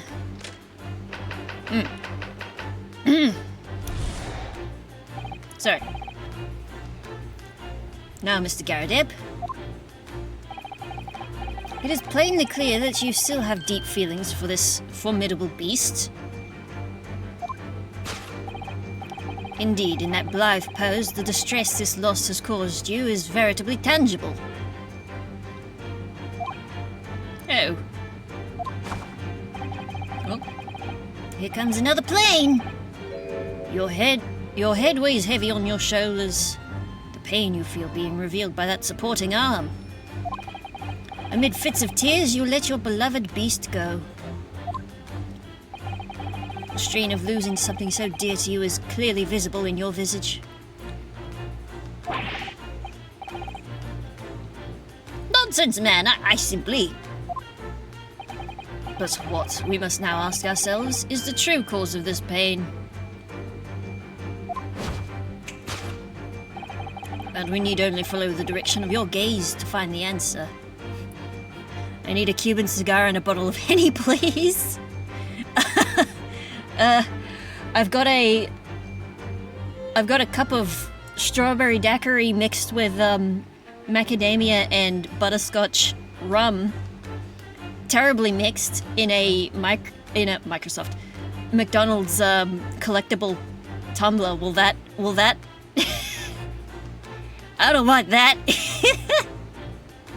Fair enough. Unfortunately, I don't have Cuban cigars or a bottle of Henny.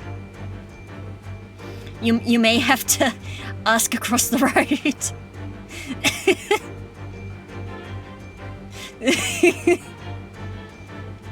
How have you been, Alex?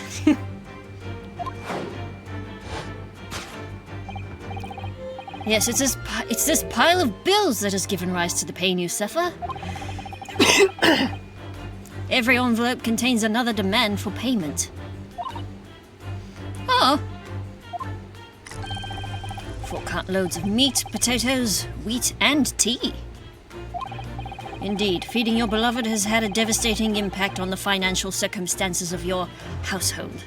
Can I at least have a bottle of champagne?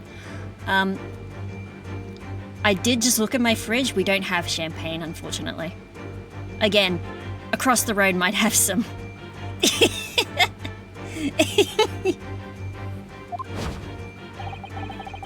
What emote is that? It's so good.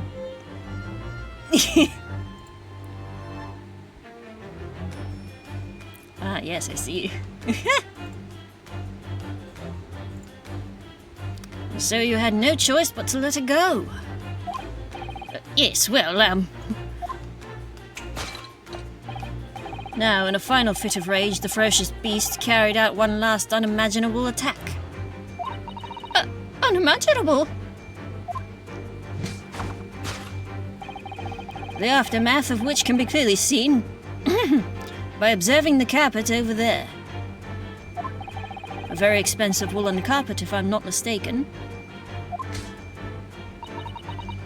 Oh, dearie me.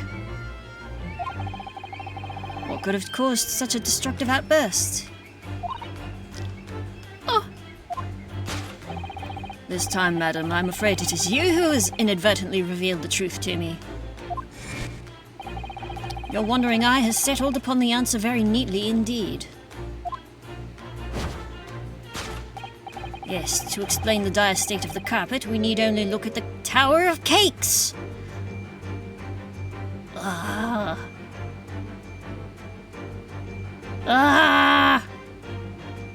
Even as haphazard and low poly as they are, they look tasty.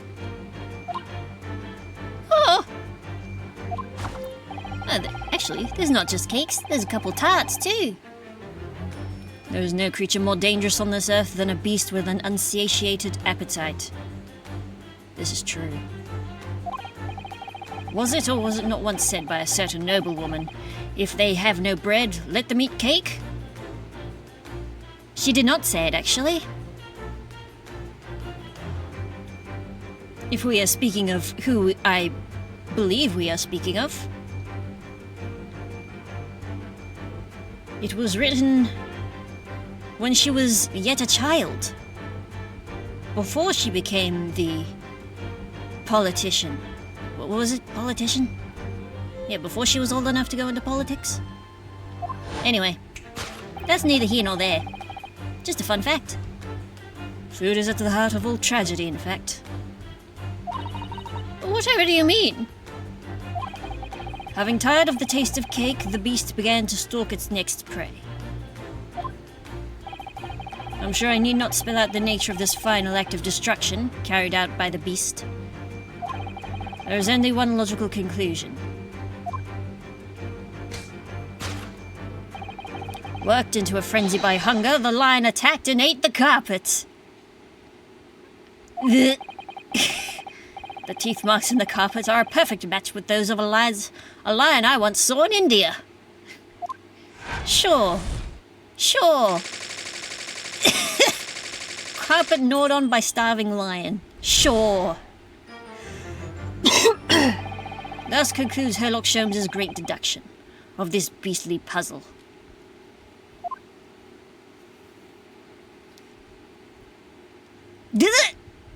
The faces! Ah! What is the matter with you, Joan? You're pouring scalding hot tea all over me. Oh, I'm sorry, Mr. Garrideb. I'm afraid I didn't notice. My deductions can be startlingly sharp. It stands to reason that your cup do runneth over. Indeed, my revelations can make people spill tears at times, too.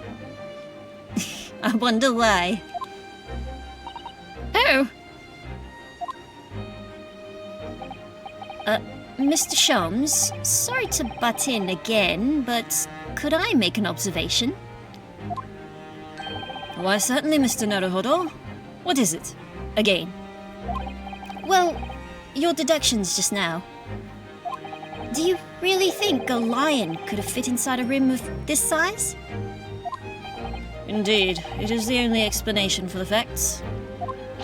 The terrifying truth all too often lies beyond the realms of common sense. But wouldn't it be an idea to consider what lies inside the realms of common sense as well?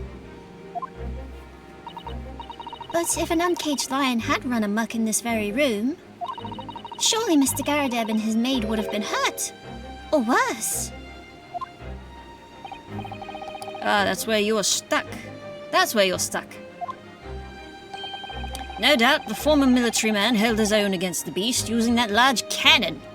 I thought you said they sold the lion to the circus. And what about the food?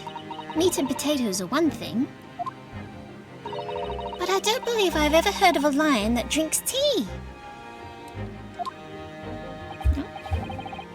Ah, my dear Miss Susato, it occurs to me with some regularity that irrespective of race and breeding, whenever anyone lands on Great British soil, they are infused with a highly appropriate taste for afternoon tea. Ah, yes. Sure. Oh, what a glorious notion. Oh, I just remembered something I was going to say as well. From when I was... Well then, Mr. Naruhodo, it's your turn to shine again. I may as well say it right now. Yeah, while I was making my drinks, Dad came back upstairs to check on the because it's footy final season, and Geelong just lost to the Gold Coast by 1 point, and Dad was pretty disappointed. No, not Geelong. It was Fremantle, the Freo Dockers. Oh, Geelong's still in the game, I think, from what I could tell. But yeah, Dad was pretty disappointed because Mum and Dad liked the Dockers. Anyway,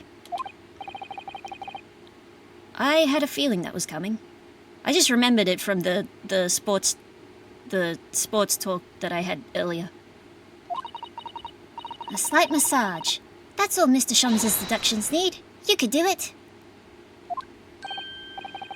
Excellent. I've been waiting for my trusty partner in deduction to step forward, Mr. Naruhodo. Ow. We don't even know yet whether or not this is going to help with Mr. Natsume's case. Still, uncovering the truth is always worthwhile, whatever the motivation. At least, that's what I want to believe. Let us start again from the beginning. Of Herlock Sholmes's logic and reasoning spectacular.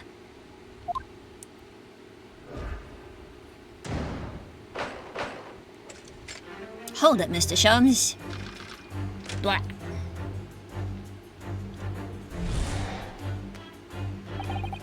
Certainly shouldn't take a great detective to see. The fearsome beast has been on the rampage late within these four walls. Thus we're faced the question, what form might this beast take? For a man with military breeding, your eyes are uncommonly candid.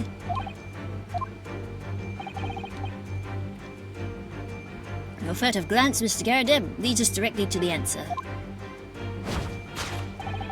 The true nature of the beast that has run rampant here is revealed by that lion statue. Except that's wrong! I really didn't see the lion thing coming. No, but if you observe Mr. Garadeb's reaction, it rather seems as though some beast did indeed run amok here in this room. Yes, something with a very fierce nature. But it couldn't have been a lion transported from India. So what was it then? We must follow Mr. Garadeb's gaze. That will lead us to the true answer.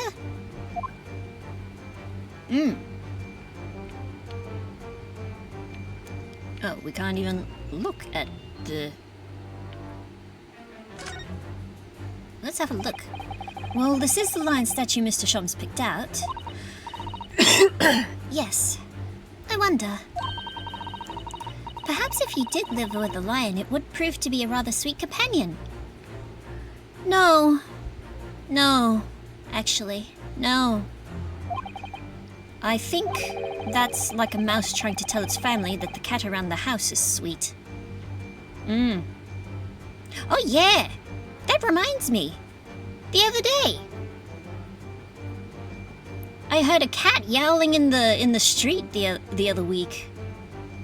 Just in the middle of the night.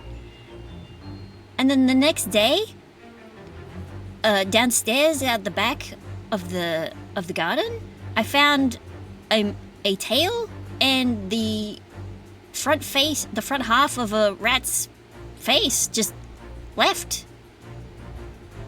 Just being picked at by ants.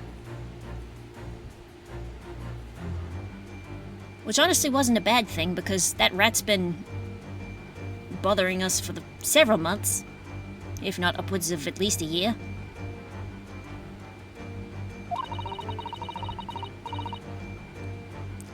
Assuming this is the same rat, actually. Dad put like rat poisons out for it downstairs, and you wouldn't believe it. It pulled apart the box that all the poisons came in, and just avoided the poison tablets entirely. Incredible. Rats are so smart. Anyway.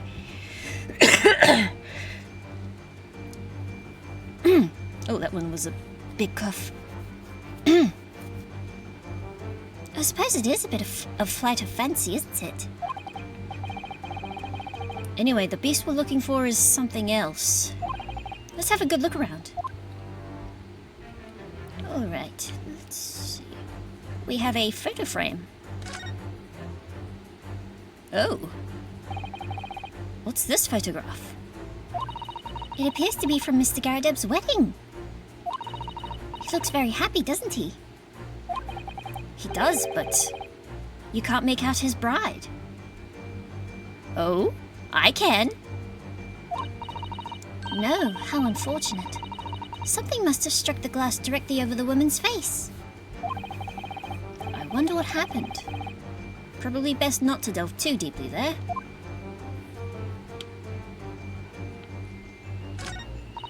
This must have been Mr. Garrideb was still in the army. He seems to be carrying his rather stout bride effortlessly, and beaming a smile at the same time. I suppose he was very strong in his younger years. Hard to imagine now. He's as thin as a rake. Newlywed bride. The glass is broken, so you can't see the bride's face at all. But no amount of cracks could hide the woman's plump form. I think powerful would be kinder than plump, Mr. Naruhodo. Yes, she certainly looks that. There's a lot of horsepower there. Not someone you'd want to upset, that's for sure. Oh look, have you noticed her wedding ring? It's very large, isn't it? Yes, it's an unusual design. It looks like some sort of embellished sunflower. That's what she looks like, a sunflower.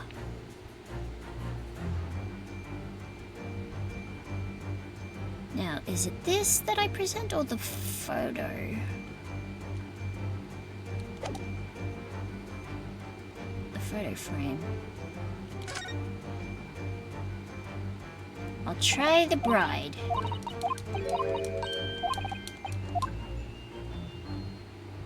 Take that! Ooh! I got it! The true nature of the beast that has run rampant here is revealed by that newlywed bride. Precisely, Mr. Naruhodo. No other explanation could possibly fit.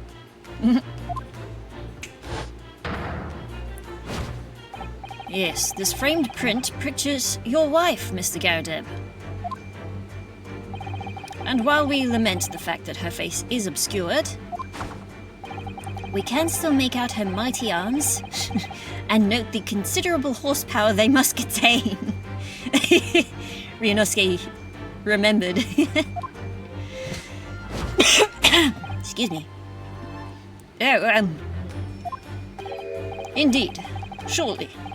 Any woman of such powerful constitution, I almost said combustion there, would be honored to be described as a beast. Are you sure about that? Honored might be stretching a point. Too late. The fact remains that the beast which so clearly savaged this room was your wife, Mr. Garrideb. Ah! The chilling traces of a wild rampage are still very much in evidence. Well! Yet as we look around, the beast in question fails to present itself. Where could this angry creature have disappeared to? Madam. Me! I pray you do not consider me unchivalrous, but it is plain to me with one glance in your direction. It is. Your dress pocket gives us a handsome clue. Does it? The poor, fragile, defenseless woman is beside herself. Well, I don't know about fragile. Oh, dear. Anyway, Mr. Shunz is quite right. There's no sign of a Mrs. Garrideb anywhere. Are you sure about that? But it seems there may be a clue as to her whereabouts. A clue that this maid is trying to hide? I wonder where Mr. Garrideb's wife could be.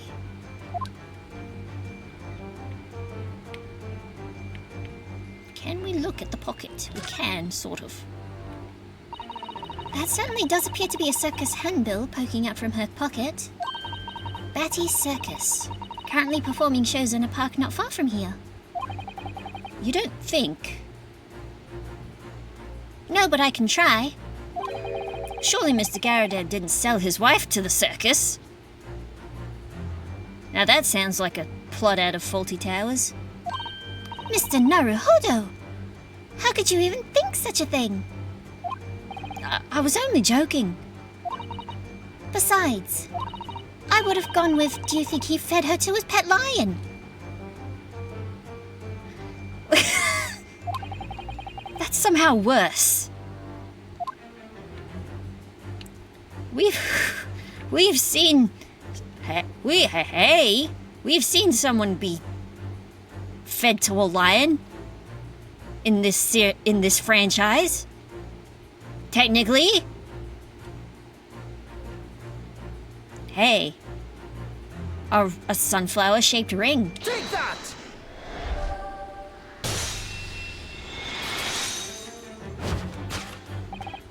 Your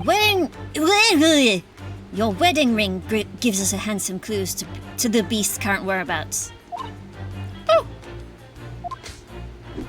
Oh. Indeed it does. That flowery band gleaming on your finger gives you away.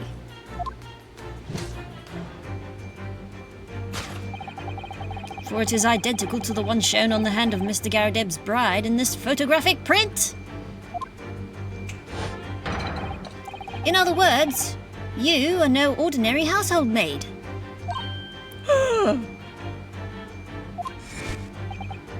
No. You are Mr. Garadeb's lucky bride. You are Mrs. Garadeb herself.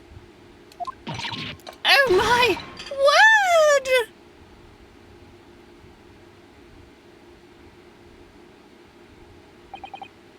Well, jolly fine detecting, sir. Thank you.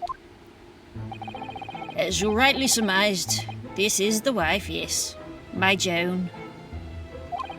Rather let herself go, you might say, but she was a belly corker back. Ah!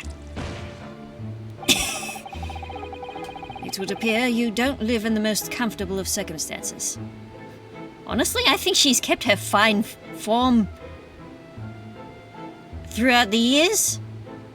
She doesn't look much different from her photo.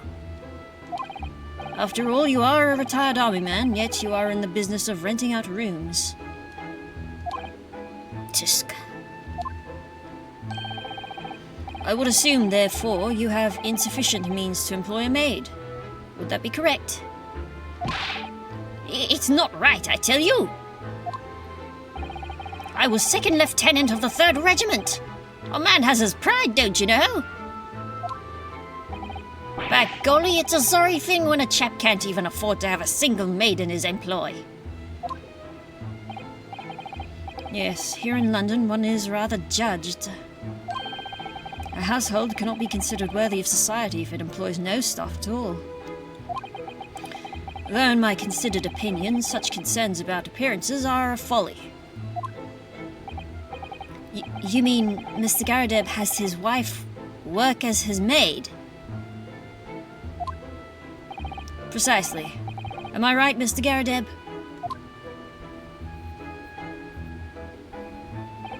Only in company, obviously. But listen here. This must remain a secret. Tip-top secret. Please!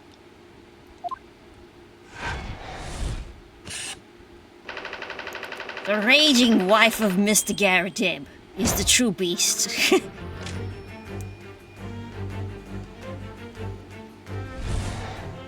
So clearly... Now, Mr. Garadeb. Can we truly be sure that it was the wife that was munching on the... I can't even... I couldn't even finish that sentence. Sorry. It's plainly clear that you still have deep feelings for this formidable beast. Indeed, in that blithe pose, the distress this loss has caused you is veritably tangible. No. Your head weighs heavy on your shoulders, the pain you feel being revealed by that supporting arm. Mr. Shums is quite something. He's still calling Mr. Garadeb's wife a beast. Yes, as a woman, that feels rather uncomfortable. As a person, it feels rather uncomfortable. Although, some people in the world are worthy of being called a beast, and have it be a compliment. But Mrs. Garadeb is standing beside her husband as we speak, In other words, he hasn't lost his beloved at all, has he? Oh, how true! So perhaps that supporting arm that seems to be propping up his head has some other significance then. According to Mr. Shams, Mr. Garadeb's pain is tangible, though. We got a hint of it earlier. A couple times, actually. What could that pose of his really signify? Let's have a look. Oh, a slapped cheek. Oh my! Look at that bright red mark. Gosh, that's quite something. And clearly made by somebody's hand. Yes, Mr. Garadeb has been slapped on the face, it seems. And hard. I've never seen such a clearly defined mark. Whoever could have done such a thing? Well, there's a very limited number of candidates, I'd say. Take that! Slapped cheek. Your head weighs heavy on your shoulders, the pain you feel being revealed by that slapped cheek. Now I have to be careful. I don't want to say clapped. And of course, the deliverer of that impressive mark on your cheek that refuses to fade was you, Madam Joan Garadeb. Oh! The sparkly eyes. Well, yes. You know, I'm a bit bothered by the fact that it still calls her maid in the dialogue box.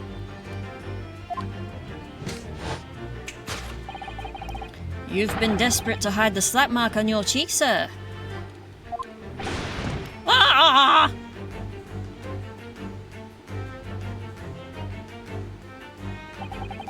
How the blazes? How did you work that out, man? Nothing escapes the notice of one trained in the art of observation, my dear fellow. That's why you haven't looked directly at us even once.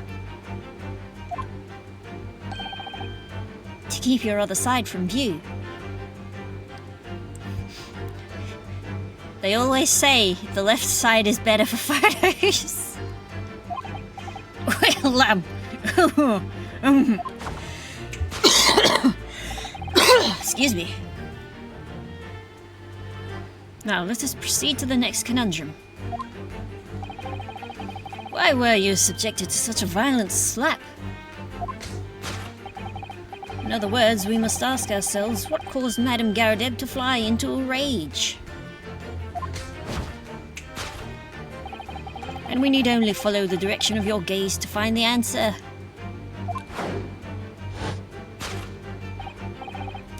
Yes, it is this pile of bills. Didn't Mr. Shams say that the bills were all for lion fodder? Yes, but now we've established that the lion never existed. Which can only mean that the thing responsible for gobbling up all that food was Mr. Garadeb's... Mr. Naruhodo! She's a person, not a thing! Yes, well... And she's not the only stomach in the building, to be fair. She's also a person who gave her husband a mighty slap round the face. One so hard it left a perfect hand mark, in fact. Yes. Why would a woman want to hit her husband with such force, I wonder? I'd love to know the answer to that question. Well, we'll find out in a second.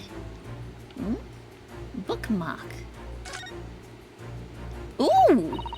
With a kissy mark! Someone must be reading this book at the moment. There's a bookmark here, look. Mr. Garadeb's clearly an avid reader. Oh? Wait a minute. I don't think this is a bookmark. Oh no, so it isn't. It's a note written in a woman's hand. Oh, it's written in ink. Oh, James, I love you. Yours, Mary. Who's James? And look, next to the signature here. Lip marks, made with lipstick. Oh, what a passionate and romantic gesture. Don't get any ideas, Susuto-san. She's a teenage girl. Let her dream, I guess. I don't know. I say as I am currently drawing a comic featuring romance of a sort. Oh dear, I'm sorry. So this bookmark is actually a love note then. Love note. Oh, can I look at anything else actually? There's a stack of books, but that's not pertinent. Ooh, broken plates. That's not pertinent either. That love boat. The love boat. No, the love note. The love boat. Oh, that used to be on the TV for a while. The love boat.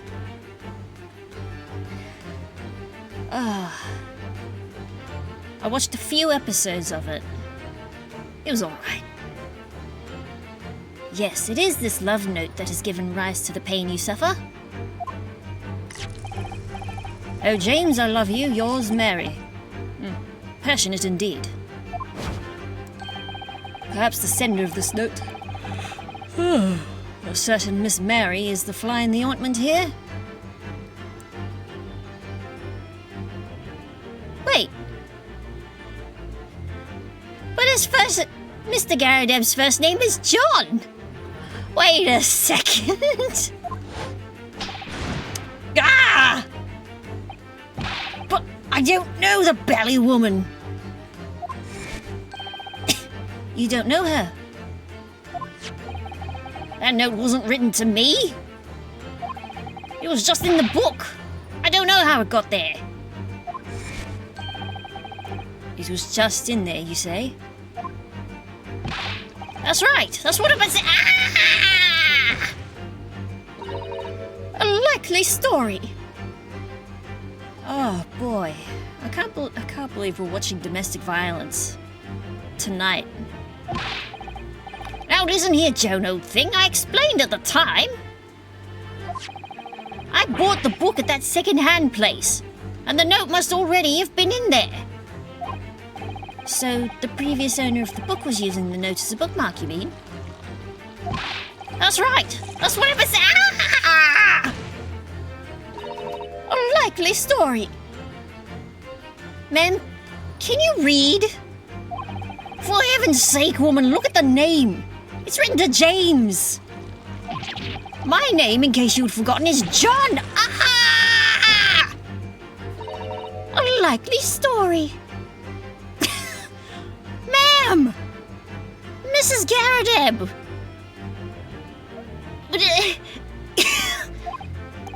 Are you questioning my name now? Stop hitting the poor man! What the hell? And there we have it. Arouse the suspicions of the female heart, and you unleash a beast with a most ferocious bite. That's not a bite so much as a swipe. Ugh.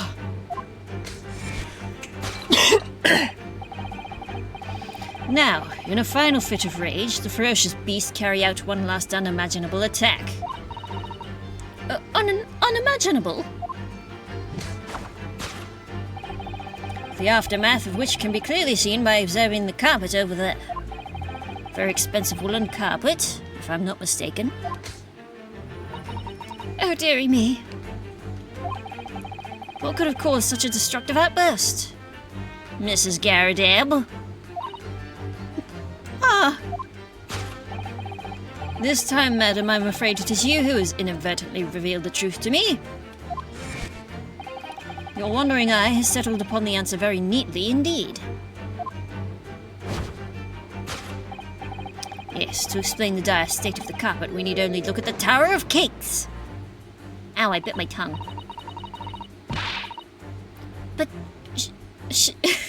surely Mrs. Garadeb didn't eat the carpet. No, of course not. But there doesn't seem to be any doubt that the state of disarray that this room is in is a result of her wild temper. No, that's true. So this is the last part of Mr. Shams' deduction that we need to fix. We need only to follow Mrs. Garadeb's gaze, and that will tell us the real answer. Alright. Let's see what we can see. Yes! Oh my goodness. Ooh, look at all that cutlery. Circus handbill? Is that a thing of onions, actually? On the wall there? Candlestick. This looks like a very old candlestick, doesn't it? The base looks too small. Surely it's very unstable. It looks to me like even the slightest knock would make it topple over. Scary. It looks like the kind of thing that should be on like a pole. Or a post. Oh dear, that would be dangerous. Wait, take a closer look at this. There's one candle missing. Yes, I didn't notice that before. Why's that, I wonder? Why is one candle of the three missing from its holder? I know why. Look at that! To explain the dire state of the carpet, we need only look at the carpet. The candlestick, I believe, is what they want us to look at. Take that! Take that!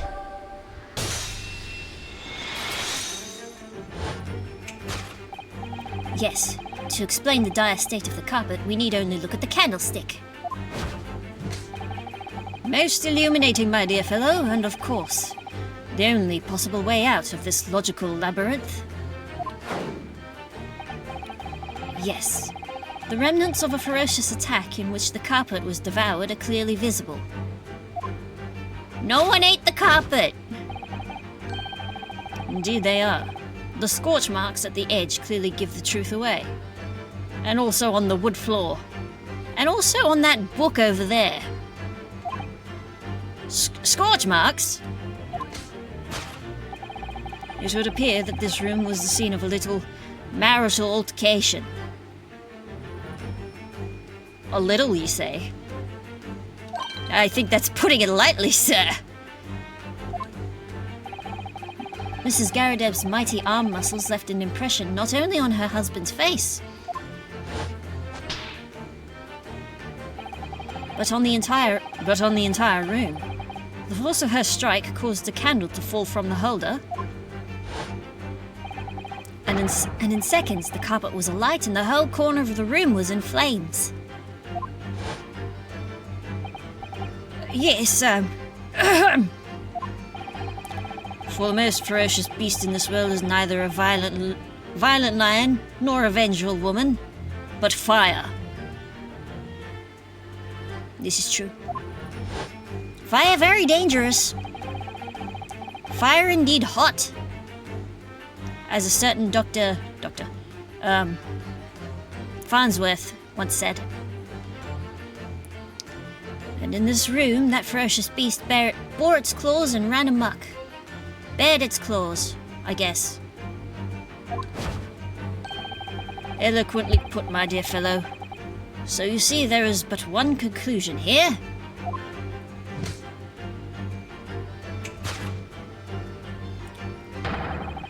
After the sparks of marital discord flew, this room was the scene of a fire.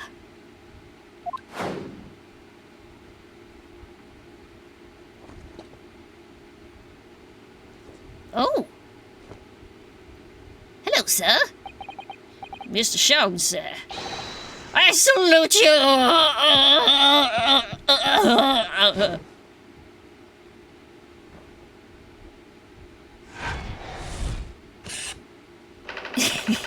Carpet scorched by a small fire. It was. We did it. We deducted. We solved the mystery. It's these dashed long winter nights, you know. Nothing to do but read in front of the fire. Luckily, there's a jolly good second-hand bookshop just around the corner. I buy all my old novels there. And in the pages of one particular novel, you discovered some rather illicit material. I was about to say, the amount of books we've gotten from op shops is quite a lot. Especially when my mum and I worked at an op shop for a few years. We got so many novels for Dad to read. For which your wife admonished you harshly, it seems. And even a few, volumes of manga. I don't know about admonished. Demolished might be rather closer to the mark. And Beast is most certainly an act to... Ah! Oh, here we go again. And the carpet? Was that destroyed by fire when a candle fell on the floor? Afraid to say it was. Happened in the blink of an eye, you know. The whole place filled with smoke. Couldn't see a bally thing. I remember a time when I filled the house with smoke because I used to be obsessed with these little chocolate pies that you got out of the freezer section at Woolies, and just this one, I forgot to take it out of its foil thing, and I stuck it in the microwave. Didn't you? Would you believe it? And I set that thing for 5 minutes. I'm pretty sure. Oh, that was a disaster and a half. The house smelled of smoke and burnt chocolate for at least a few months. Oh, God. And we had the birds at the time. We had... Oh, which birds was it? I think it was Nikki and Buddy at the time that we had. And honestly, the fact that they survived that... Man.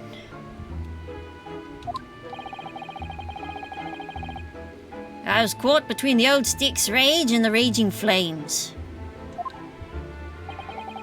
You paint a torrid picture, sir. One that would have been most entertaining.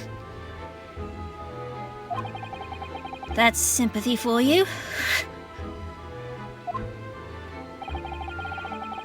Didn't take long for the fire to spread, of course.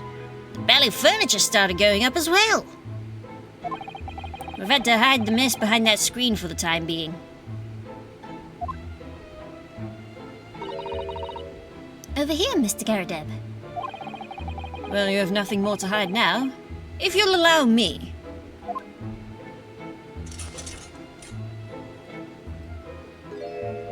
Oh no! Some books. Had all my favorite old novels in that case.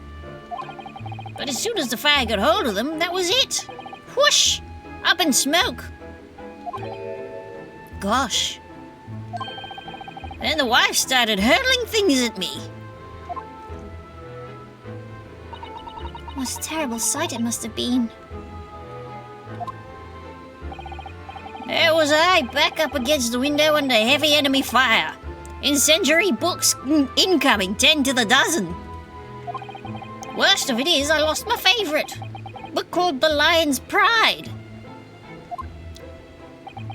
The Lion's Pride? Ah, yes. Your notorious love of big cats coming through again. I assure you the title did not influence my choice in the slightest. So the poor man really did lose something dear to him as a result of the ferocious beast's rampage. Poor man. Mr. Sholmes's deductions turned out to be correct once again. Susato, You... What? No! it can only be described as a great British wonder.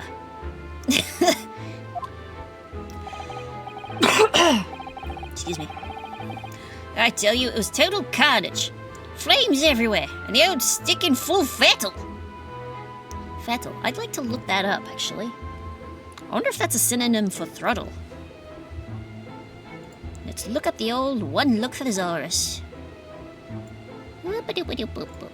That is... no, that's dropout. One look. Fettle.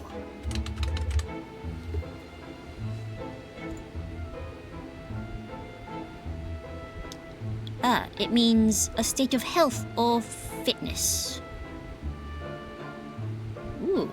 And in Northern England, it can mean to sort out or repair. Fascinating.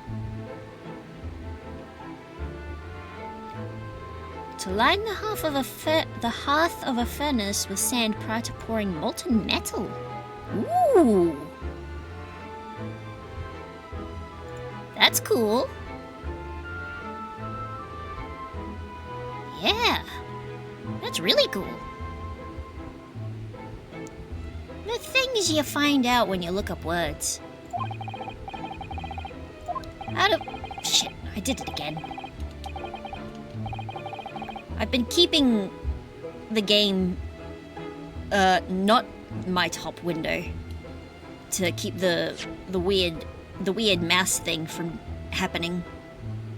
Out of interest, what time of day was that? Not sure I can remember. It was 2 days ago now. Let's see, around 5 o'clock, I think. So at exactly the same time, as a terrifying incident was unfolding outside your window on the street below. Excuse me. Had a hiccup. Even more terrifying on the inside, I can assure you. The whole of Blighty could have been flattened outside my window at that moment. And I wouldn't have noticed a dashed thing. Oh, really? Sip. Glug, glug, glug, glug.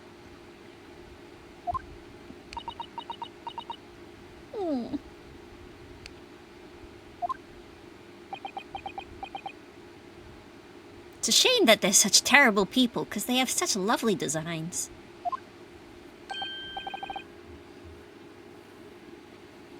Mr. Sholmes? Yes, Mr. Naruhodo. What can I do for you? Well, I think we've got to the bottom of Mr. Garadeb's situation now. But what does it have to do with Mr. Natsume's circumstances? I can't help you there, I'm afraid. What? My dear fellow, if you recall, I did say as much from the outset. He did say so. He did say that. I do remember this.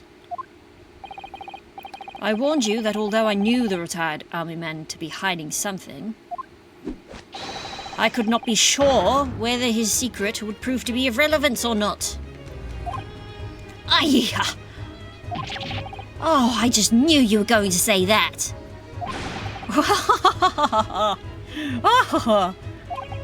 Now, Mr. Naruhodo, you mustn't lose heart. Bear in mind... I'm picturing it now. The bear is in my mind, yeah? Bad joke. that all things fall into one of only two categories. Those relevant to the case, and those not. That makes no sense to me. Well, no matter. It is of far greater importance that you make up your mind now. Sorry? Visiting hours at the prison will soon be over. Oh no, is it that time already? If we're to accept Mr. Natsume's case, we have official paperwork to attend to. This is true. So that's it. No more time to think. Perhaps you'd like to betake yourselves to bidding us farewell now? I must prepare supper for Mr. Garadeb. Oh yes, I'm so sorry. Thank you both very much for your time. So Sexton will be waiting for us. And I'm going to have to give him an answer. Can we look at the bookcase before we go? What a miserable sight. Oh dear. But at least the whole room wasn't engulfed in flames. Oh, I suppose so. But my whole collection went up in smoke, you know. All those novels I adored so much. Well, John, whose fault is that? Not mine, that's for sure. Well, whoever may or may not be to blame. I'm quite sure you can buy some new old books to replace them, can't you? Huh! New old books. Barely nonsense. It does sound like a contradiction in terms, but then these two are full of them. Contradictions, I mean. That's couples for you, Mr. Naruhodo. Also, I've been led to believe.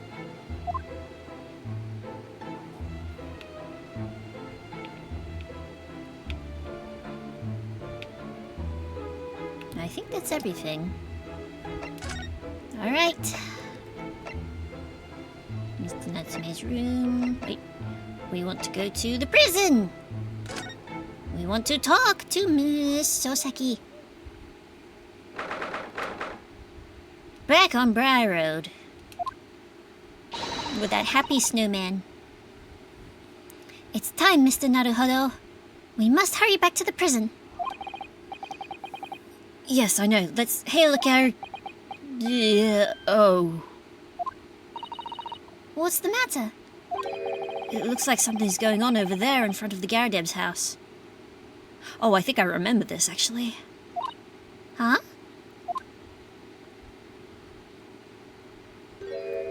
Who is this guy? I know thee not, old man. Fall to thy prayers. Who are you calling an old man, you rum-looking niminy-piminy? There are more things in heaven and earth, Horatio, than are dreamt of in your philosophy. Who's this Horatio fella, eh? What are you on about? Excuse me? Aye? What the? Who are you now? I'm sorry, it just looked as though there might be some problem here. And my associate here, Mr. Ryonosuke Naruhodo, is a lawyer, you see. Aye? Lawyer? What? If I could be of any assistance, I'd be happy to help.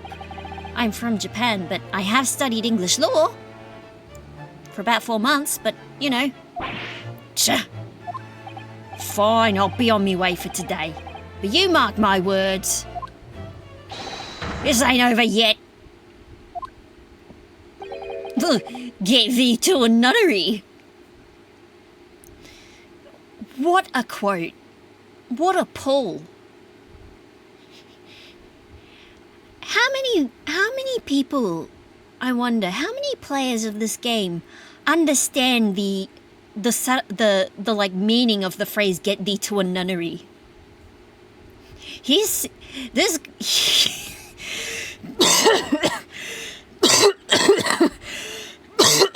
How many of them knew Shakespeare beforehand?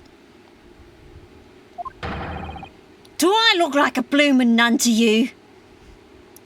'Cause clearly this guy did not.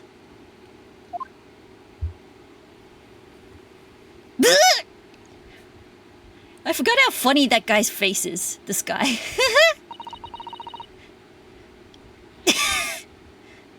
I do hope you're not injured. Oh, fair Eastern maiden, thou art so gentle. Thank you. What was that all about? There are more things in heaven and earth, Horatio, than are dreamt of in your philosophy. Unfortunately, I'm not up on my iambic pentameter. I haven't quite got the rhythm of it. And also, when I was in high school, we studied the taming of the shrew. Not, what is it? Hamlet. The best I know about Hamlet is the one Simpsons episode and The Lion King. I'm not Horatio either. Forgive the inquiry, sir, but are you a lodger here? In the Garida residence? Oh, fair Eastern maiden, thou art so right. Yes, I do dwell in this humble abode. Mr. Garadeb did mention he had another lodger, didn't he? This must be the man. I guess. Every time I look at his face, I want to laugh. It's just so funny. Like it's not bad. It's just so shaped. It's just delightful. Do you happen to know the other lodger who lives on the first floor? Oh yes, a gentleman named Natsume. Oh, more worthy a polemist in my battle of words ne'er could there be. I need to look up the word polemist. I don't think I did that the last time I played this game. One who engages in controversy. Right. Sorry, battle, did you say? Who's the stronger? Hamlet or Macbeth? Mr. Natsume and I sparred long into the night. Ooh, I know a fun fact about this dialogue bit is that in the original Japanese, they were debating. The characters they were debating were actually Romeo versus Juliet. I believe. I think. I'm pretty sure. I could be wrong. I see. I don't fully understand, but it seems Mr. Natsume and this gentleman are acquaintances, at least. So, fair maiden. So, good gentleman. I can tarry here no longer. Very well. Farewell. I didn't really understand him, but I think he's returned to his room. It seems he is unaware of what's happened to Mr. Natsume, so he can't really help us. With Soseki-san and that man as lodgers, the Garadeb house is certainly full of eccentrics. Anyway, I'll go and find a carriage. But don't worry, we'll see more of him later. Yes, I'm sure Mr. Natsume is eagerly awaiting our return. And we'll also see the other guy that was wearing yellow. It'll take, what is it? 3 more cases and then we'll see them again.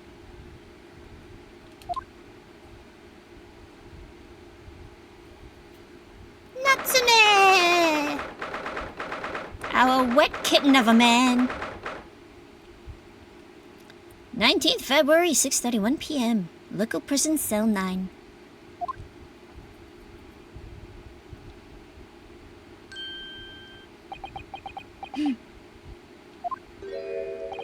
Oh, it's you. You're here. You came. Locum student Mr. Naruhodo Esquire. I can't believe you came back. I'm so touched.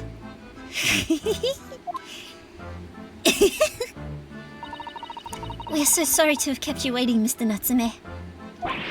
Oh, no, think nothing of it. Relax. Excuse me.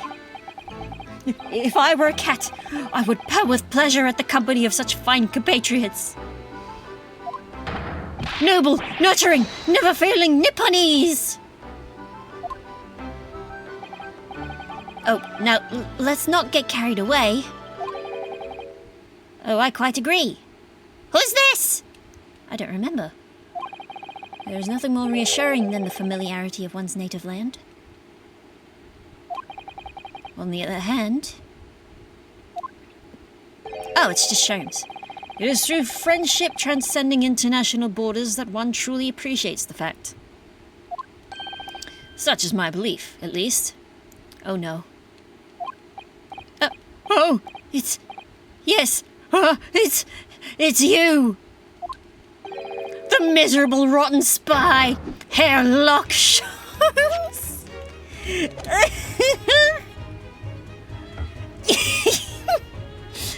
I never get tired of that gag. There's a particular reason I love that gag. In fact, and it has nothing to do with Sherlock Holmes or Ace Attorney at all, actually. It pertains to something I've done in the past. Something I created. Mr. Sholmes, what are you doing here? I've no intention of doing anything per se. Save observing, of course. Whatever do you mean, Mr. Sholmes? Well, having encountered some curious reading material in that gloomful room, and having unmasked the secret identity of that eccentric pair, I decided I should drop in on my way home, to see how our divested friend is faring. Gloomful room? At least your accommodation here offers a window, my dear fellow. In that sense, it is the superior option. God, that's depressing. Anyway, I must commend you on your taste in books. My day has been a delight and cost me not a penny. Don't you visit the library? The library, even? Ah, you! How dare you, Hairlock Sholmes!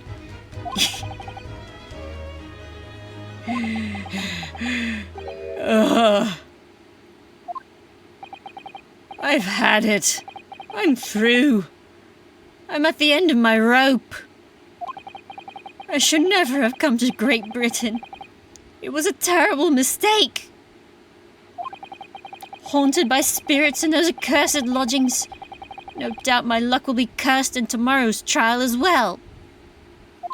My whole life is bedamned.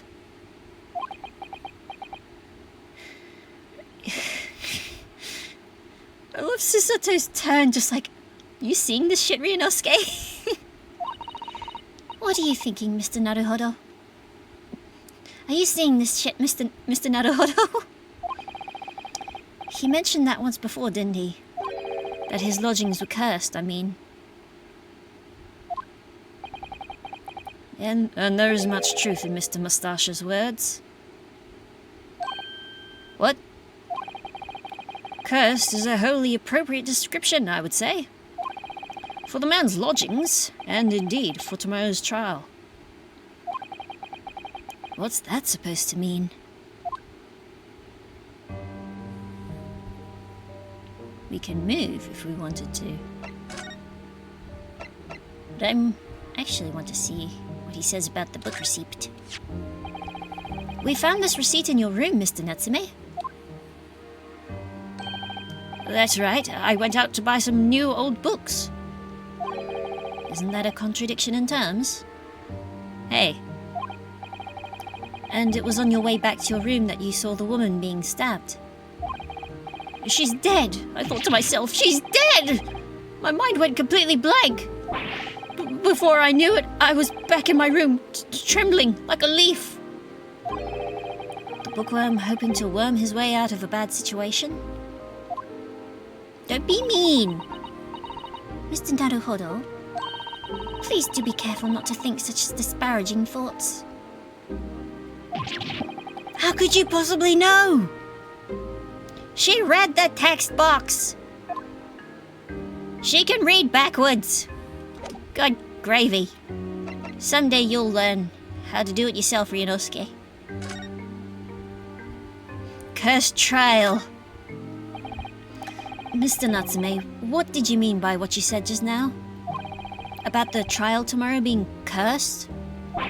Oh no, why are you looking so grave? You're making me nervous. I was just getting carried away, that's all. I didn't mean anything by it. Oh, I see. That's really agitated him.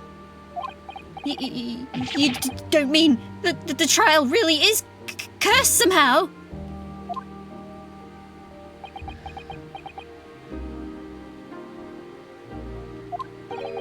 Are you referring to the prosecutor, the Reaper of the Bailey? The Reaper? Oh no, what do you mean? Please, tell me, summarize it succinctly in 16 salient words. Ooh, don't say that. Don't try saying that 10 times. No defendant has ever survived a trial in which the Reaper stands for the prosecution. Ever. Oh my goodness! Can it really be true? That was 16 words exactly! Hold on. Hold on. 1 sec. 1, 2, 3, 4, 5, 6, 7, 8, 9, 10, 11, 12, 13, 14, 15, 16. He's right. It is 16 words exactly. Yesterday, Mr. Naruhodo successfully defended someone against the Reaper. But then, after the trial was over, the defendant passed away in unusual circumstances. Mr. McGilded.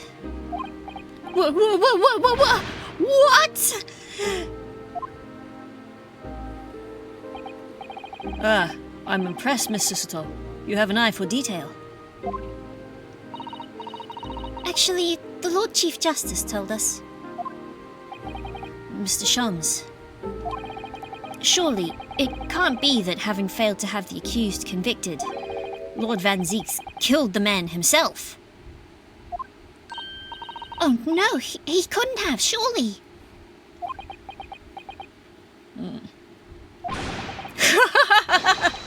Oh, you have some wonderful notions. Sorry? The man isn't a mass murderer. He's a court prosecutor, my dear fellow. Oh, yes. Why, of course he is. Of course he is. Then why are you trying to scare me? It could be said, however, that the real truth about the man is even more terrifying than your hypothesis.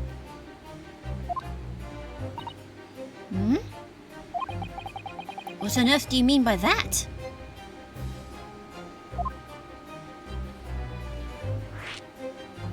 Oh, well, before we do that, let's talk about the cursed lodgings. When you said accursed lodgings before, you were referring to your room at Mr. Garadeb's house, I assume. Do you mean to say you believe the place is cursed? It's been a year now since I came to Great Britain. But I'd only been... excuse me. I'd only been in London a week before I started to notice strange feelings in myself. That's depression. I know that feeling. That didn't take long then.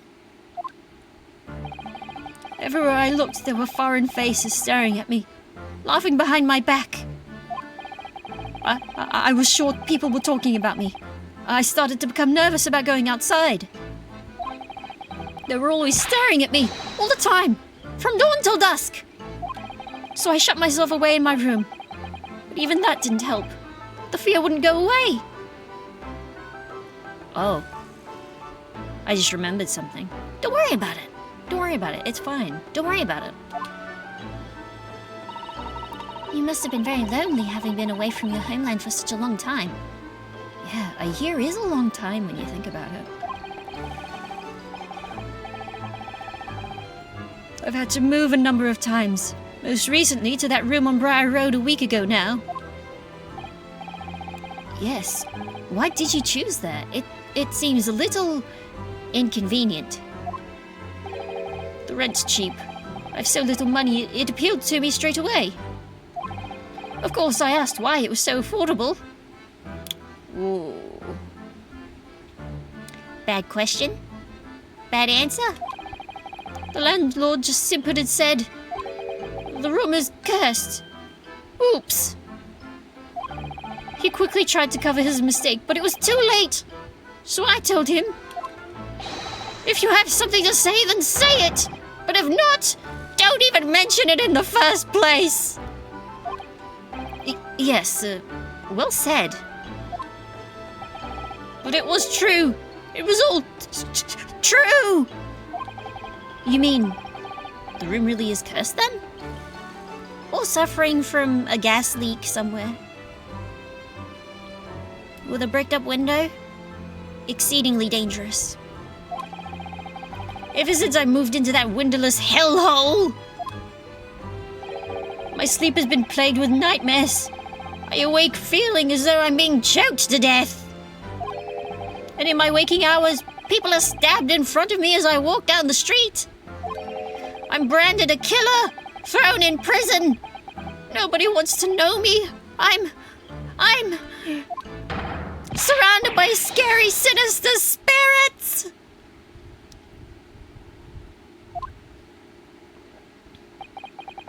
If only there was someone, just one person on my side. Can no one find it in his or her heart to believe in me? Really, no one at all? Ah. To believe. Yes, to believe. In orange text. Before that, let's speak on the Reaper. Van Zieks is a quite exceptional man. However, in London courts of law, exceptional does not equate to winning every case without exception. That's good. So Sextan looks like he's going to cry tears of joy. As you are no doubt aware, in a British criminal trial, there's both a judge and a jury. The judge officiates based on the letter of the law, whilst the jury offers public opinion and common sense. It is an excellent system whereby the defendant's guilt is considered from several points of view. However, public opinion in particular is somewhat easily manipulated. Right. Criminals and corrupt lawyers, for that matter, can use it to their advantage. By any means at their disposal, contriving evidence, calling imposters as witnesses, and so on. By such underhand means, those who would want to are able to sway the jury. I wonder if that's a typo or if that's just a normal turn of phrase. Which means that even in the light of irrefutable evidence, the prosecution can fail. But it means the wrong verdict can be passed. And sadly is from time to time, my dear madame. It is simply the reality of the situation. And that's all right. Obviously not. However, those indicted by Lord Van Zieks cannot escape justice. Their fate is sealed. Oh my. Though the adjudication may see them leave the courtroom with their freedom, within months they all disappear. It is most striking. Disappear? But how? By all manner of misfortune, sir. Perhaps they are trampled under a passing carriage. Perhaps they fall into the Thames and drown.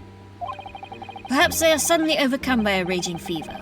Or perhaps attacked by highwaymen. Oh no, no, no, no! All examples of the reality of events here in London, I'm afraid, Mr. Naruhodo.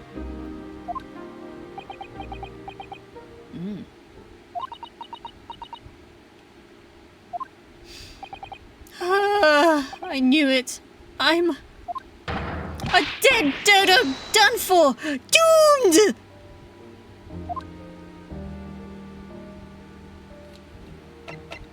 Maybe not.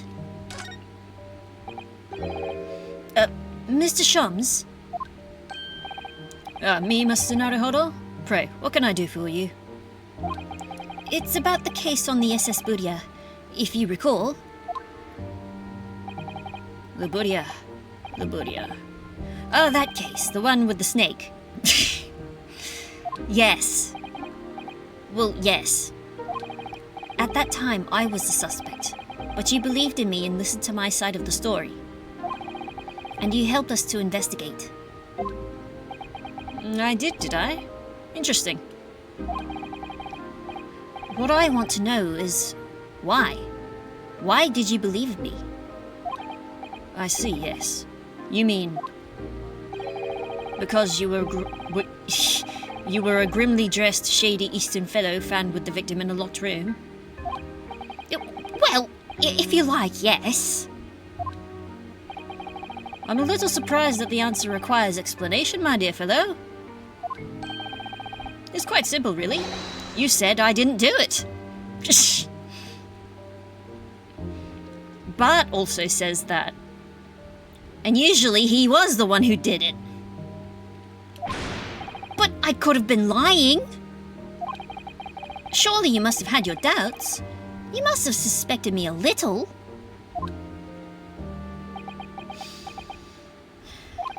I think perhaps you've misunderstood. I neither recall believing in you, nor in that which you were telling me. What? You see, the only things I believe in are those I choose to believe in. What do you mean, Mr. Shums? I make up my own mind about what's to be believed and what's not. If I should like to believe in something, I do. The circumstances can hang, as far as I'm concerned. But I could have betrayed your trust. In that case, I should have made an elementary error of judgment. Nothing more. Betrayal of trust is an overused excuse, in my opinion. Meaning? Whether or not one should trust another is, in the final analysis, down to oneself. So I'm just going to take a moment, because I'm holding this McDonald's tumbler with my drink in it, the last of it. I just think it would be really funny if I added a toggle to my VTuber to add a cup of drink in the hand and have it like swaying back and forth with my movements.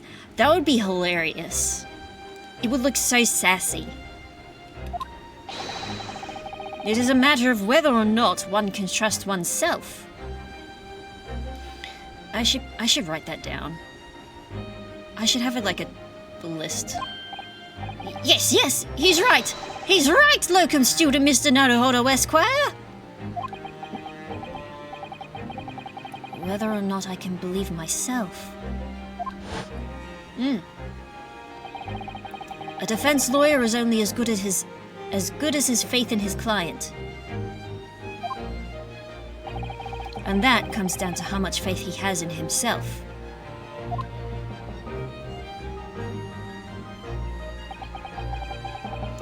You were so right, Kazuma.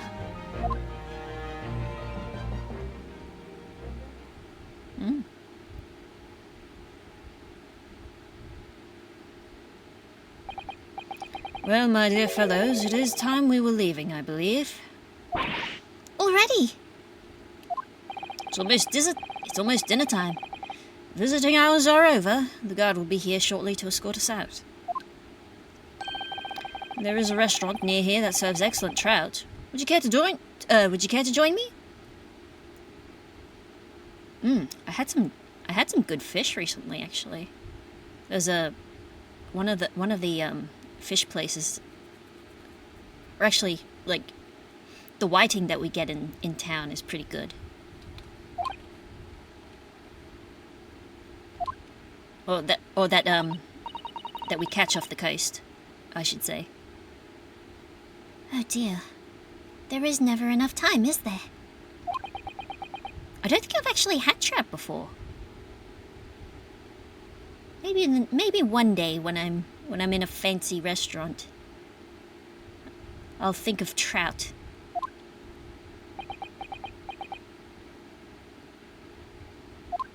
I think the nicest fish meal I've ever had was a excuse me. It was a Atlantic salmon in plum sauce. It was so good. Mr. Natsume, if you'd like, in the trial tomorrow, I'd be happy to represent you.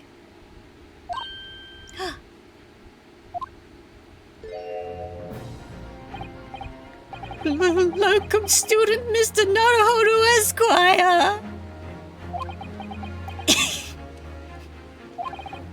As I said, I only experienced the British courtroom for the first time yesterday. And although the man I was representing was found not guilty, I lost sight of something crucial. Something crucial? What to believe in? The defendant, justice, or the truth? How to believe, even. But I think I finally worked it out. I've decided I must believe in myself above all else, to trust my instincts. Yes, Mr. Naruhodo. And my instincts are telling me that you, Mr. Natsume, are innocent of this crime. And it's imperative that we prove that in court. Locum student Mr. Naruhodo Esquire. I will fight for your innocence until the bitter end, with every weapon available to me. So I hope you'll permit me to represent you tomorrow.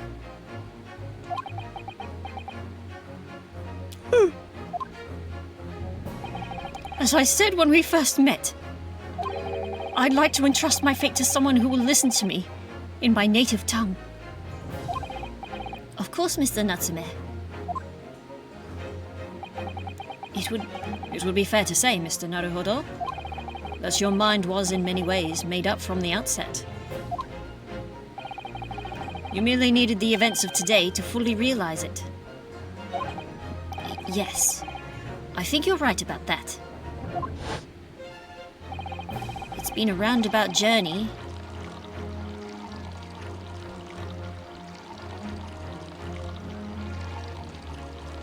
But I got there in the end. Sorry, I was trying to remember the lyrics to Roundabout, and they did not come to me.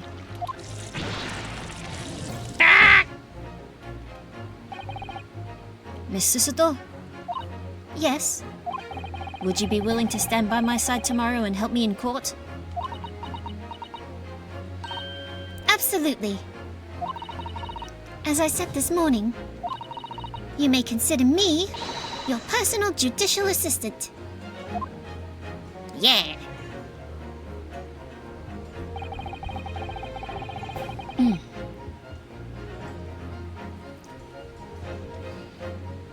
The shocking events of yesterday's trial still weighs heavily on my mind. But it's time to stop looking backwards. Kazuma believed in me, and Mr. Shums believes in me now too. So it's time that I learned to believe in myself. Yeah!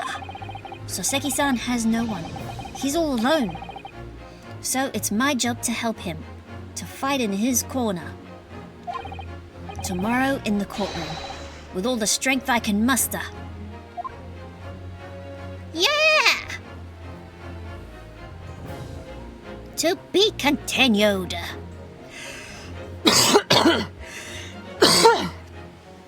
Excuse me. Save my current progress, I sure will. Let's do it. The Adventure of the Clouded Kokoro, Trial Part 1. Let's see, how long has it been? Ooh, it's been 3.5 hours. I think that's a pretty good stopping point for tonight. Oh, I'm so glad that tonight went so smoothly. Oh. Next time on the Great Ace Attorney Adventures, we'll go to trial. And we will... I can't remember. I don't think this I don't think this episode has a thing where you go back to investigating and then go back to trial again. At least, I'm pretty sure. I could be wrong. Unless I'm thinking of the other stream. The other case. Thank you so much for stream. Thank you for hanging out with me. It was good to have y'all in chat. Monday. I haven't decided what I want to do on Monday. When I figure it out, you'll know what I'm streaming on Monday, I guess. But hey, take care of yourselves. And I'll do my best to take care of myself.